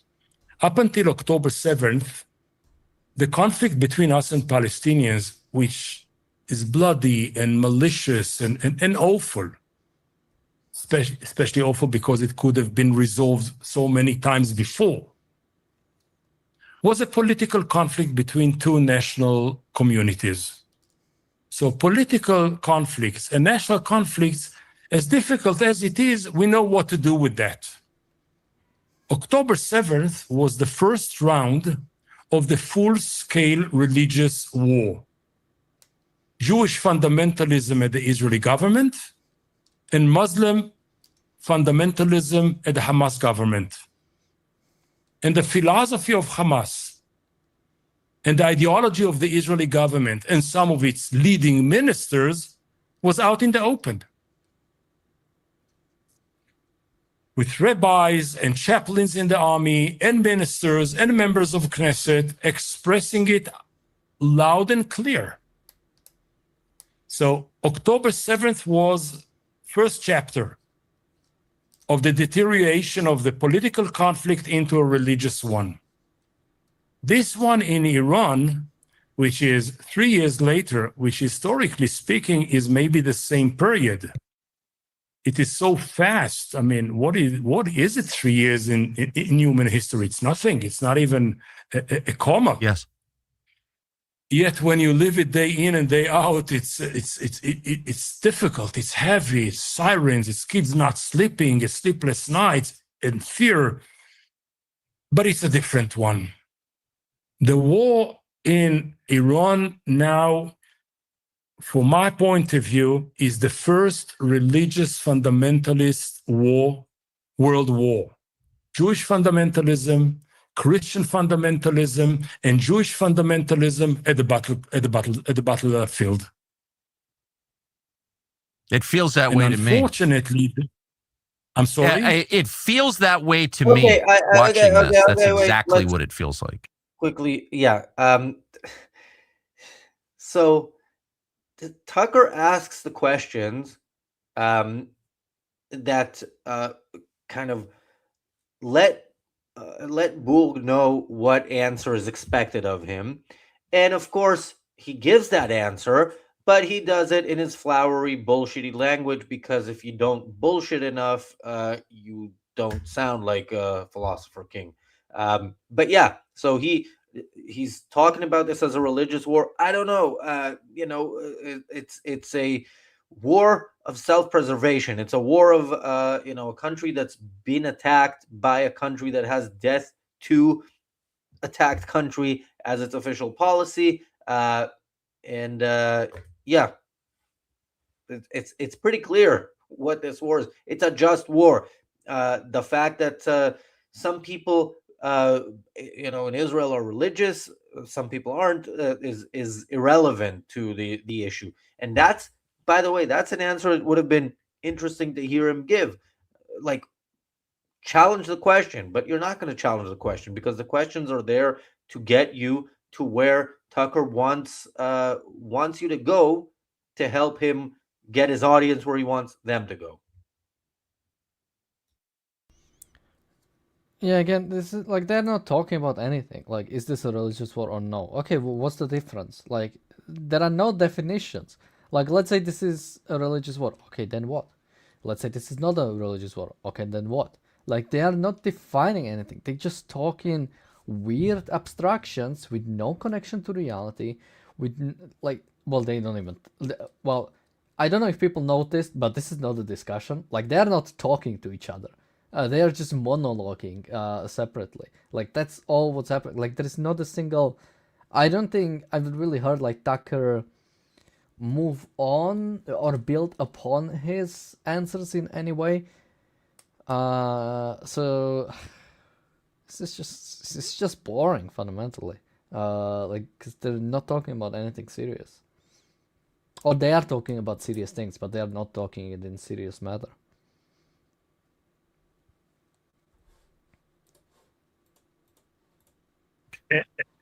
And the problem of you and me, as much as I take it that on many other things, we are other sides of the other side of the street.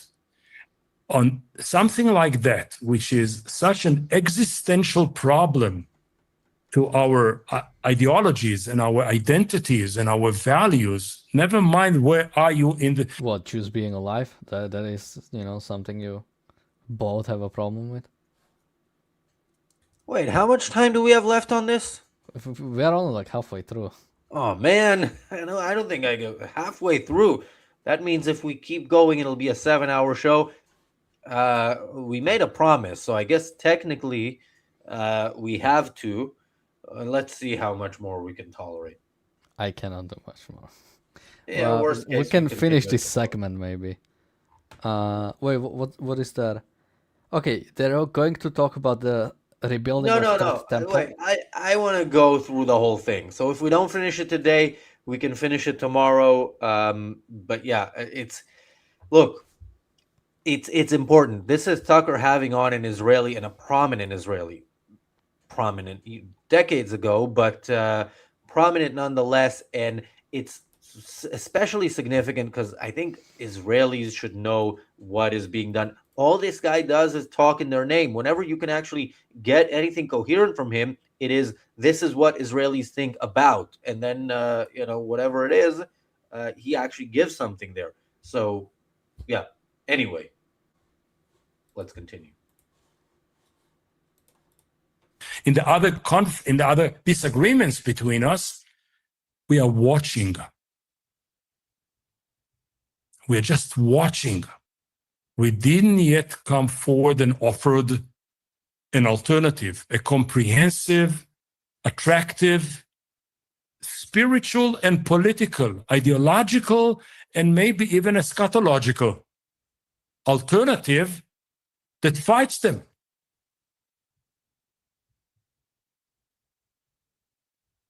I ask myself with shame, I cannot tell you how much. We didn't yet open the chapter of what Jewish settlers are doing in the occupied territories in the West Bank.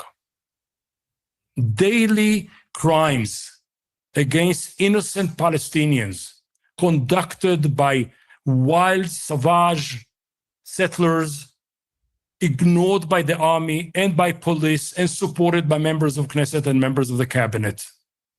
Daily. I'm full of shame. But you should be full of shame, you piece of shit. Okay, first of all, look, we've done enough on this channel about the settler violence issue, which perhaps in some cases is a thing that settlers go and do. And in every case where you see a video, it's a video by Palestinians and by people who come, think of the kind of people who go to Israel in order, who go to the West Bank specifically, and embed themselves with the Palestinian society and do so in order to document Israeli violence against Palestinians.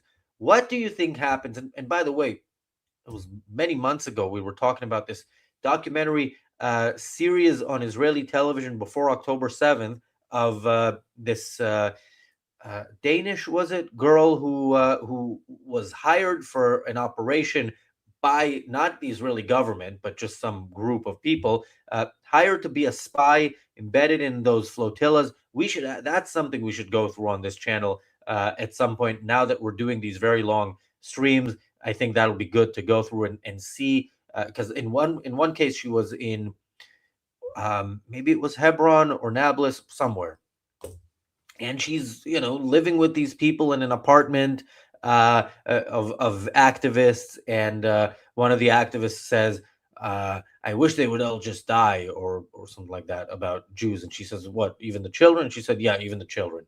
And at some point that apartment gets attacked by Palestinians because men and women are living there together, even though they're not married. And the whole thing really shows not just Palestinian society, which we don't need showing, we know what they are, but shows the kind of people who go, dedicate their life, risk their life in order to support the Palestinians. It's all about killing Jews and helping support the killing of Jews in large part through propaganda. By the way, they talk about how we can't show certain things that the Palestinians do. They actually openly talk about it. We have to show that stuff at some point on this channel. So yeah, B'Tselem, an organization also dedicated to this cause, to the Palestinian cause, gave out cameras. This is one of their biggest claims to fame, is the cameras they give out to Palestinians to document settler violence. None of those videos ever start from the start of whatever happened. They don't start from the beginning of an incident. They are videos that show you the settlers attacking Palestinians. They don't show you what happened right before. And again, like when we've gone through actual reports that check these things, and very, very rarely is there any reason to believe that this wasn't initiated by Palestinians. And we know that Palestinians initiate violence. That's Palestinianism. Initiate violence against Jews, try to kill as many as possible, try to get as much footage of Jews being mean to Palestinians as you can, and spread it out to the world, so that you globalize the Intifada, so that you get things like the attack on Jews wherever they happen. Yeah, that's what we're seeing, and that is the people who Avum Burg is choosing to repeat their talking points. It's the people who want Jews dead, and he thinks somehow he will be spared. All right. Where the heck are the rabbis? Where are the spiritual leaders? Maybe they're not coming because they are the inciters, because they are behind it, because they support it, because they promote it, because it promotes their messianic ends of the day eschatological philosophy. And this is, as I said earlier, where classical Judaism implodes into Israeliness.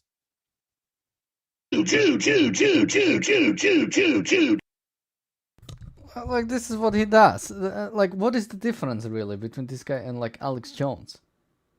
Like, Alex Jones doesn't talk The about accent. Jews. Yeah, Alex Jones doesn't talk about Jews as much as this guy does.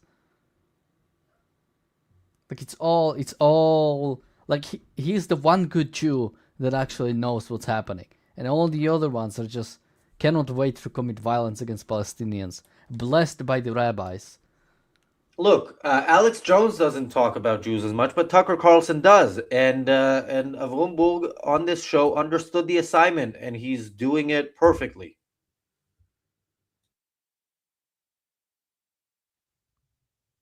How important is the rebuilding of the temple?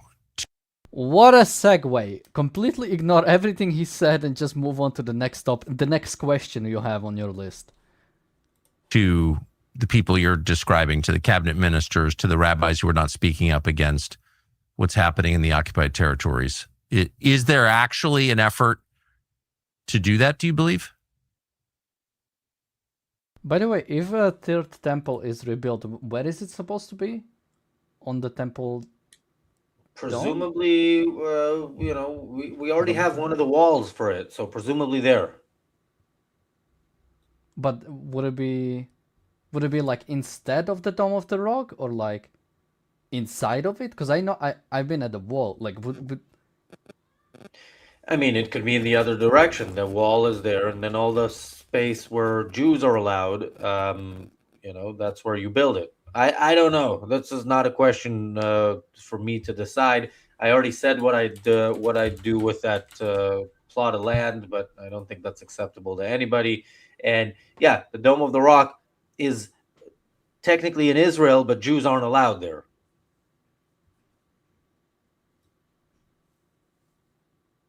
I actually was thinking about going up there. I was asking Alex. I was with Alex in the old city. She's like, I'm not gonna be allowed there. Yeah, between you and me, don't tell anyone, but I have been up there. How? But because I can get away with it, or at least I did. This was right before Arafat started the second Intifada, which the excuse he used Wait, was were you one of those Jews who started it? No, well, so allegedly, according to the terrorists, the reason they had to start another intifada, another wave of terrorist attacks, was because the leader of the Israeli opposition, Ariel Sharon, dared go up there when it's a Jew-free area in Israel, and so they had no choice. If Sharon is there, we need to kill Jews, and that was the explanation. But no, I was there. I think it was like weeks before that happened.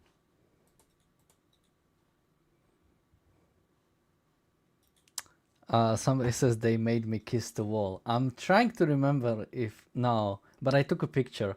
I took a picture and I sent it to my anti-Semitic friend, somebody I knew, with the word, now I can become the American president.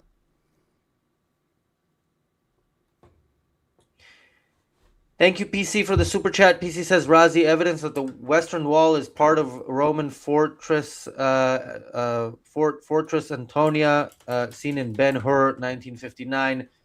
Temple was possibly elsewhere.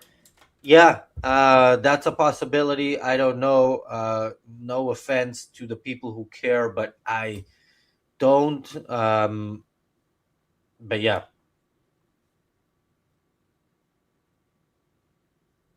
Yeah, I have the same reaction as Shadows when Daniel talks about his anti-Semitic friends. But look, the person who keeps talking, the anti-Semite in the chat who keeps talking to you, I think also wants to be your friend.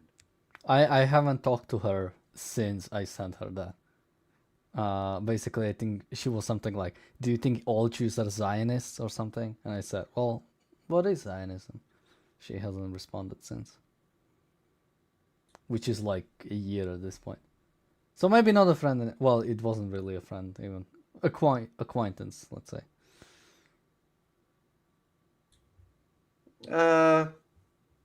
I think I know where this is going, and I even though like it's yeah, that's I still don't approve. Anyway, let's go back to the video.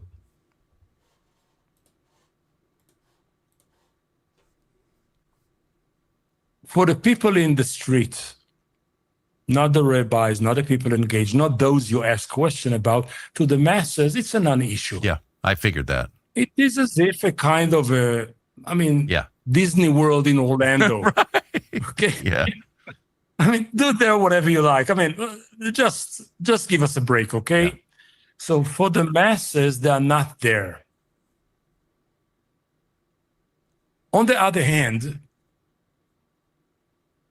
since 67, at least 5, I'm not at all sure that not more, at least 5 attempts to remove the mosques from the Temple Mount were done by these groupings since 67. Which means that when you come to address this question, it is not so much about the numbers who support the removal of the temples and the removal of the mosques and the rebuild of the temples. It is about the dedication and the readiness and the fanaticism of those who are ready to act. Okay, this is fascinating. I'm Yeah, I don't know what Tucker is going to say next. I'm guessing it's different from what I'm about to say. But look, this guy was telling us again. This guy was telling us at the beginning, Israelis are delusional, thinking the 10 million of them can beat 100 million Iranians. But when it comes to the Temple Mount, that's a different story. It's not about the numbers. That's actual words he used. It's not about the numbers. It's not like Israelis thinking like Russians or whatever he accused that kid of saying to him in the high school. It's about the fanaticism of the people who want to do it. Okay, so if people are consistent, that's significant and outweighs the numbers game.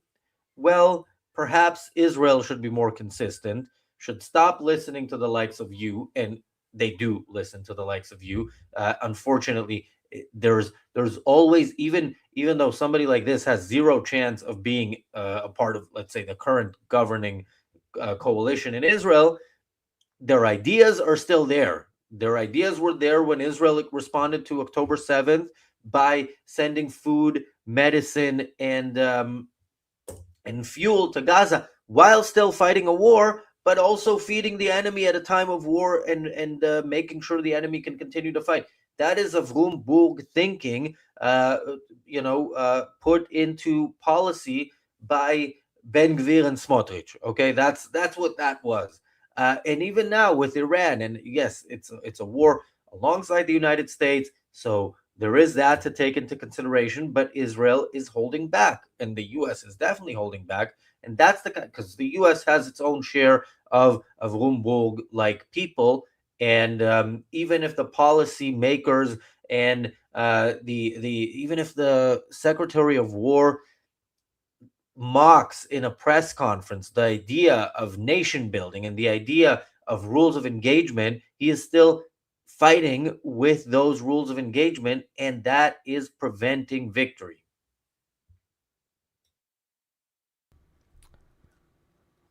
I don't know why Tucker keeps talking about the third temple. It's not an issue that is like I've ever heard like being like an important thing. Like would some Jews like to rebuild the third temple? I feel like it's like a very specific section because again, even if we go by the I don't Bible Torah, I don't know, but like these stories, isn't the temple supposed to be rebuilt only once Messiah returns or something like that? So even then, it's gonna be like even the establishment of the land of Israel, wasn't that supposed to be or wasn't that not supposed to be until the Messiah comes back? So again, it's gonna be some weird section of Jews, like the ones who are like religious, but not religious enough to actually believe in the Messiah stuff. So it's like specific kind of maybe like Ben Gvir type of like religious Jews, like sort of like religious Zionists, like. And again, it's not an issue, and even then, like I don't care about. It's just I don't care about this, like most Israelis don't. Just a quick news report. Israel and the United States have temporarily, for a period of 4 to 5 days, removed from the target list Mohammed Bakr Kalibaf, the chairman or the speaker of the Iranian parliament, and Abbas Arakchi, the foreign minister. So, yeah, again, is this because of negotiations? We just heard Abbas Arakchi respond to Caroline Levitt saying there's productive talks going on by saying there are no talks going on. So one can only hope. And Bug is complaining about not having all the information. I like not having all the information. We try to comment on what we have, but I'd rather they get the job done without telling us. And within that context, I'm thinking, okay, have they been removed? Unfortunately, as I'm afraid might be the case, because they're the ones the U.S. is negotiating with. Or is it, they've been removed so that, to make them look like people who are negotiating? And yeah, that might be wishful thinking, but it might not be. Trump was actually negotiating with Iran, and yet we are on day 26 of the right thing being done, if not fully. Let me just say, I'm Sometimes embarrassed. I did not know there had been 5 attempts to get rid of the Dome of the Rock and Al-Aqsa. So these were plots to blow them up? Is that what happened? Yep. Wait, like terrorists wanted to like just blow up some of the. I'm gonna Google this because I've never heard of it. Good, that's better than asking me. But this is another Tucker, opening a door to more anti-Semitic conspiracism, and he just needs to open the door. He doesn't even need to ask Boog to walk right through it, because he does. And look, the context here is the idea that Chabad, that Tucker pushed one day to get headlines, which he got, which is that Chabad is behind this war because they want to rebuild the temple. And I don't know that there was any explanation of the connection, but I'm sure Avum Boog knows about that. If he didn't watch it, he at least heard about it, because it was in the headlines in Israel during a war. Like, this was a big enough deal. If you're going on his show, that stuff, and he hasn't touched that. Like, he hasn't responded to that. He is just saying, yeah, it's even worse than you think with these Jews and their temple.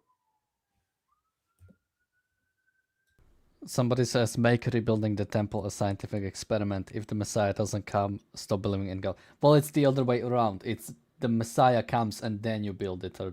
I don't know if he's supposed to build it, or like we build it for him or on his behalf or whatever. His arrival will just make the temple come into being.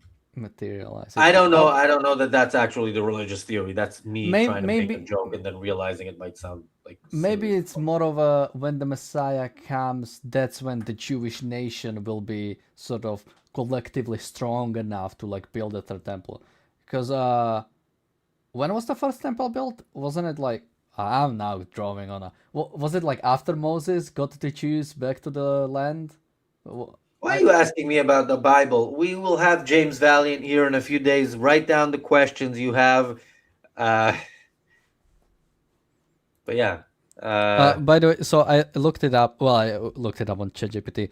Apparently, in the 80s, there was some group that wanted to blow up Al-Aqsa Mosque, but it was discovered and stopped by the Israeli authorities before it happened. And apparently, there might have been like more people planning to do so, but it was always stopped by Israel. So you know how much I dislike giving comment of the day to the trolls, and a troll says, Daniel, notice how Razi the Jew got upset at you looking things up on your own and not asking him. So I'm not going to give this guy the comment of the day. I'm going to give it to Salome, unless somebody comes up with something better. Salome says, source, his ass. Yep, that is correct. All right. And wasn't it the opposite? He was angry that I'm asking him and not looking it up. It is the opposite, but these people, tend to be opposite. Huh. Yeah. Huh. What happened to the perpetrators, to the plotters? They got scot away free. Nothing happened to them. They are in the IDF now. The most famous one is the 80s, what is called the Jewish underground. A group of settlers from the same educational system that I grew up, that I was brought up on. Some of them. You mean like in school? Because the education is universal. I don't know what maybe he's just filling in sentences. My friends and friends of families and people. He said he went to a religious. Sure. From the same school I went, etc. I mean, pretty like me people. Yes. Who were caught,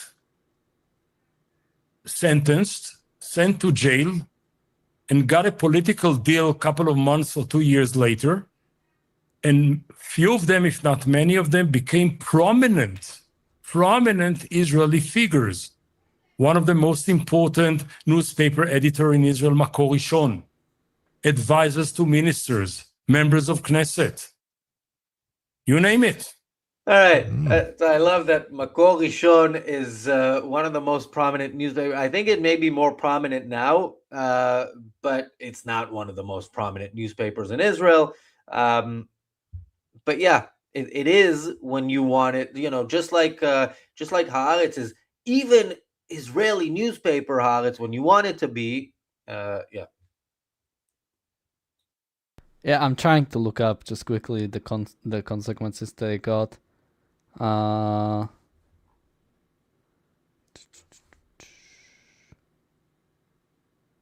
mean, maybe we can play a little bit more while I look it up. Well received back into society, not excommunicated and not excluded, not secluded, not excluded. So much so that today sits in jail for life. Yigal Amir, who assassinated the prime minister. And there are constant voices, even within the Knesset, even within the government and the Netanyahu's coalition, calling for his release.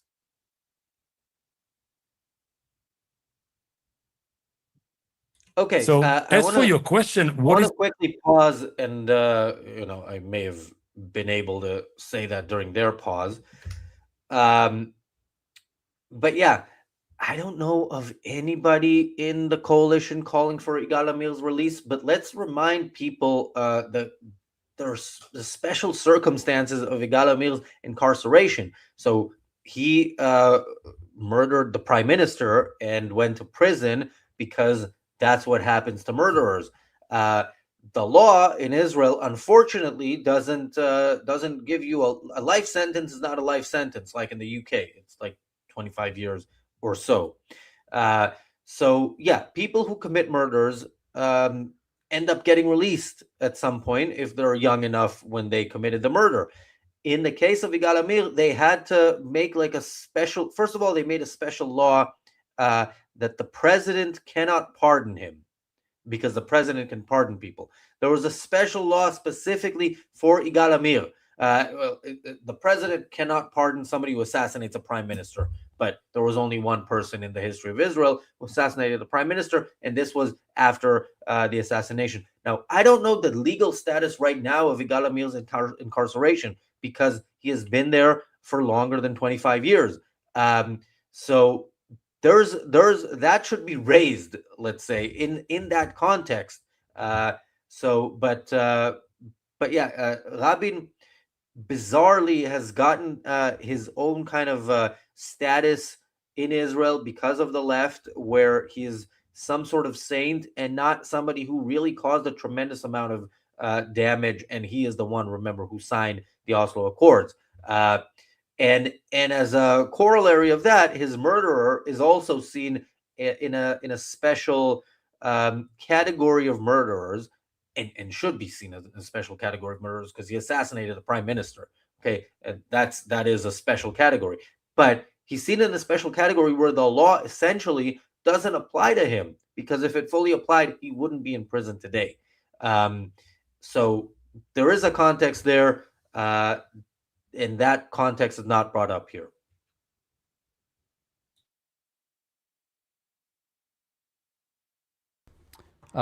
Wait, is that... I don't know much about the assassination. Is Yigal Amir, is he Jewish or is he Arab? No, he's Jewish. He So assassinated. why are they bringing him up in this context? This is the context of Jews are bad. So this is a very, this is a very bad Jew, and it is a bad human being because he's a murderer. But of course, to the Israeli left, he is, again, he's in a special category. The proposed the bill on death penalty to terrorists is making its way through the Knesset right now, and yeah, of course, the left doesn't like it. I'm wondering how the left would react to a retroactive bill giving the death penalty to prime minister assassinators, because I kind of think that they would not have an issue with that. Anyway, we are 40. Well, Yeah, I would just mention... 40.8% of the way into our super chat goal. But if you are going to make up that difference just to remove the ads, don't do it. We're not going to be here for another 4 hours or 1 hour. So yeah, bear that in mind. Why is somebody talking about the privacy of my bedroom? Anyway, I'll check up the chat a little bit later. But again, when it comes to the Jewish underground or whatever, like, we've seen the same thing with the USS Liberty, right? It's like Israel hasn't atoned for the sins they made, and it's like, okay, what do they want to do? So I looked up these specific guys and what happened. By the way, none of them, from what I've seen, are like any advisors to like any important politicians. They are still in advocacy groups advocating for like building the third temple and things like that. But it's like, okay, let's say you make up you are involved in a plot to blow up the Dome of the Rock. I don't know how close they were. I don't know how close they were to planning, but apparently they served between 3 and 7 years. And I would have a question. Okay, so how much should they serve for like attempting to like destroy a building? I don't know how many lives they would have endangered, but they were in the planning stages. I mean, there is a question. They are talking about as if like the answer is clear. So let's say they got 15 years. Would that be okay? Would then they be okay with what they've served and it was justice? What about 25 years? To life? Like what amount of sentence would be okay for them to get?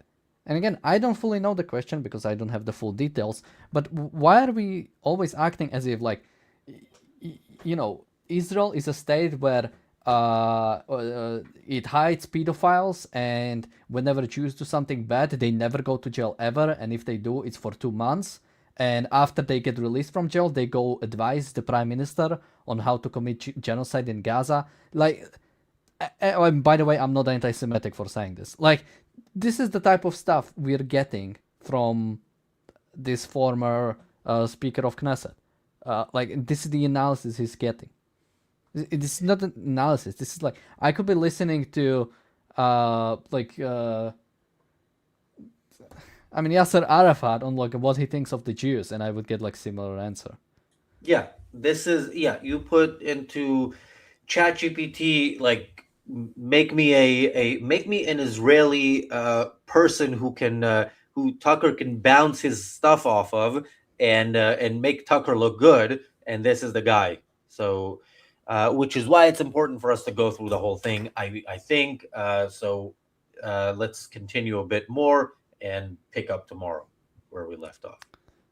By the way, I just find it funny. Again, the troll, he says, Daniel, notice how all of the Jews attacked you for even mentioning that you would talk to somebody who had anything critical to say about Israel. What I said was, I talked to this anti-Semitic friend, and he translates it into somebody critical of Israel. It's interesting how that works out. And also, by the way, I wasn't like anti-Semitic in the past, because like people are talking as if like I turned away from the dark side. I think the most I said was I was basically, I think I mentioned the anti-Semitic jokes. Basically, I was like part of the culture. Like, you know, being anti-Semitic, as unfortunate as it is being part of the culture. Especially my culture where I grew up. Well, more of these guys. The support in the public is very small. The dedication of the few is very intensive. What would happen if the Al-Aqsa complex were destroyed?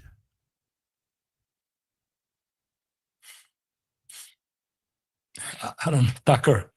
Let's move on. That's how I feel, but I mean, I don't live there. You do. So you see that as a profound change in world history if that were to happen?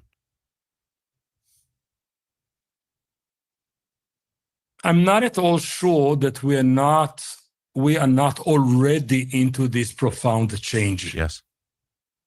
Like this war with Iran, combined with October 7th, combined with other things, we're in the middle of a transformation. But I have to say, this is like such a weird thing. The reason why there is a third temple, or there might be, is because two of them were destroyed at that time. Why would it be like different? We can have Dome of the Rock version 2 at some point. I mean, again, things get destroyed. What is this? And probably by Iran almost a few days ago, or like a week ago. Yeah, that would have solved some stuff. But yeah, look, it's always if the Jews do a bit more, you know, or go a bit further, or even the stuff they're already doing, then the Muslim world will explode. Okay, fine. The Muslim world, you know, is already backwards and murderous and want to. They all want. Many of them, vast majority of them, want to kill Jews. So yeah, nothing will actually change, except you know they'll show more of what we are already seeing from them.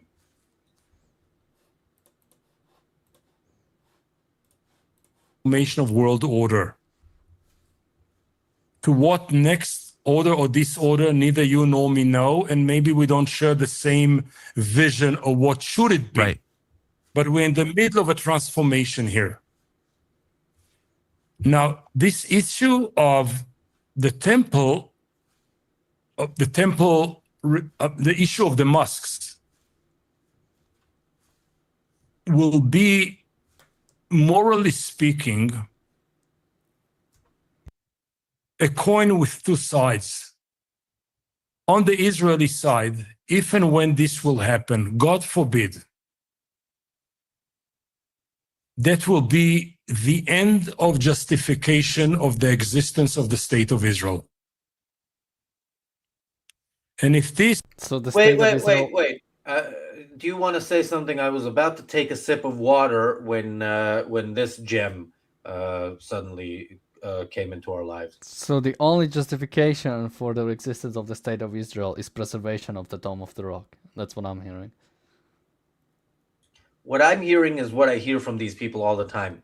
People who are against the very existence of Israel says, if this happens, or because this happened, Now there's no justification where you always oppose the existence of Israel to begin with. So why are you bullshitting us? Your whole new political career post your actual political career has been to say Israel should cease to exist as a Jewish state and should be, a state of all its citizens, as they say, which means essentially, it doesn't have that unique, basically, as sad as it is to use that term, safe space for Jews character that it needs to have. Unfortunately, yes, Israel is it will never be the ideal state because of that limitation, but that limitation needs to be there because too many people are on board with the ideas of Tucker and of Rumburg, and we see that we saw it in Golders Green a few days ago.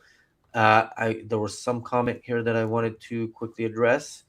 Roman Viking says, yes, we are in the middle of a transformation. Israel finally has enough of international law and stands up for itself. Unfortunately, Israel again has improved its approach to the world and to its enemies, but it hasn't had enough of international law. I've seen people on social media mocking Israel now for going to the UN to complain about Iran's attacks on civilians, and people are like, "Oh, you're now caring about international law," and that is a problem. Israel shouldn't go to the UN to ask for things. Israel should leave the UN and encourage other better countries to do that, and leave Russia and China to talk to each other. But unfortunately, it doesn't have that kind of clarity. But it has unfortunately had the experience that has taught it to have a bit more clarity after October 7th. God forbid, will happen, I'm afraid it will trigger the masses all over the Muslim world, that this might topple down few regimes and bring to power different powers and different regimes, that the entire world order, the way we knew it, will not be recognized by us anymore. Yes. It is much more volatile and explosive than a nuke. Yes. That is certainly my read on it. I don't think you're overstating it. Of course, no one can predict the future, but that seems very likely. Do you think, my other sense, again, I'll allow you to have the more definitive word on it, but is that if there was ever a time it could happen, it's right now in the middle of this war. This is the end of chapter. Let's end it here and leave the rest for tomorrow.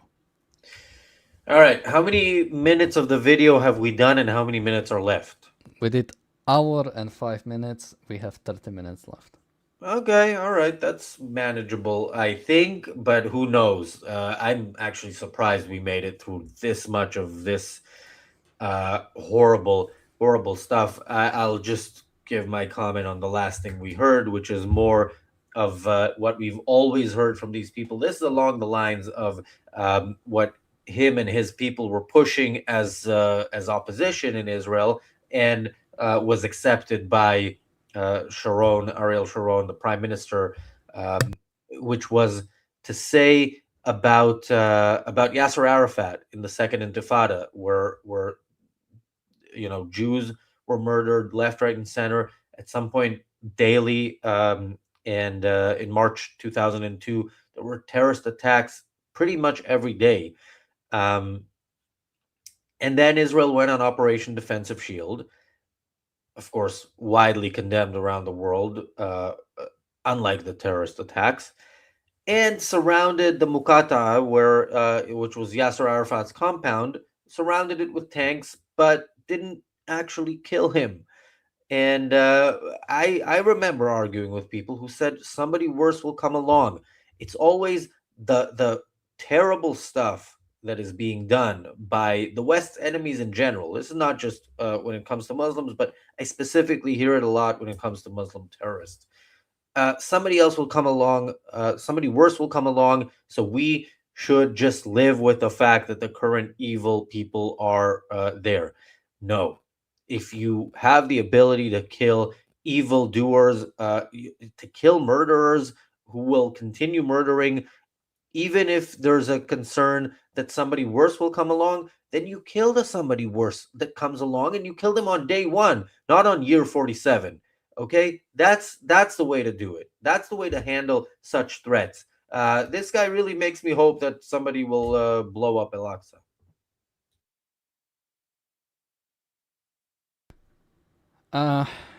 So after an hour of this two monologues going at each other, I learned nothing new.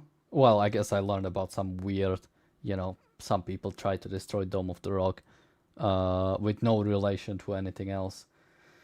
Yeah, fundamentally, Tucker Carlson is not looking for any type of clarity on this issue or whatever. He looks forward to propagandizing against Jews and against the state of Israel. I don't know what his end goal is, but it doesn't sound like anything positive. But again, when it comes to evil people, you don't necessarily care about what their end goal is. You should want to stop them in tracks. Meaning debunk their ideas, since Tucker Carlson, as much as terrible he is, unless CIA finds out something, he hasn't done anything illegal that we know of, that has been confirmed and he has been indicted for. Until then, we will continue debunking him. Well, not even debunking, because again, he's not claiming anything. We'll continue exposing him. Quick news update. So today, over 100 or around 100 rockets, missiles, drones from Lebanon to the north of Israel. One Israeli soldier was seriously injured. As we discussed, Iran is reportedly preparing for an American invasion of Harg Island, and of course they're preparing because America told them they might do it, and then said no, and then said maybe, and then they're talking, and there's productive talks, or whatever it was, whatever word was used, even though the other side says we're not talking, and continues to do that. Like, this is ongoing, like America keeps saying we're negotiating and it's going well, and then Iran keeps laughing it off. CENTCOM Commander Admiral Brad Cooper said that the U.S. Army has just attacked its 10,000th target in Iran since the start of the war. They're Do we saying get a free that attack 90. now? Is this like Starbucks or something? It's a nice milestone. And 92% of the Iranian navy has been destroyed. He also said that the launches of missiles and drones have gone down by 90%, and that they have damaged the regime's ability to revive their missile program. And he said that we are not yet done. So let's hope that is the case. What happens with the negotiations, we don't know. We will keep following it. We also reported earlier, or the news reported, and we repeated that Israel, apparently Netanyahu is ordered to bomb as much of Iran's military facilities in the next 48 hours. So he might be concerned that there might be a ceasefire, and he should be concerned. Daniel, I sent you a video maybe last night for our segment Don't Be a Retard. So let's maybe quickly. Why not? I meant you didn't send it to me, but I. Oh think no, you I did, definitely actually. sent you maybe even two of them. Hang on, let me. I think just one. But Oh, yes, you did send me. yes, I did send that one. Okay, wait, before you play that one, I want to see if I had another one. Okay, yeah. The Marco Rubio video is old, and I don't know if we played it. We can play it at some point tomorrow as a kind of a palate cleanser. But yeah,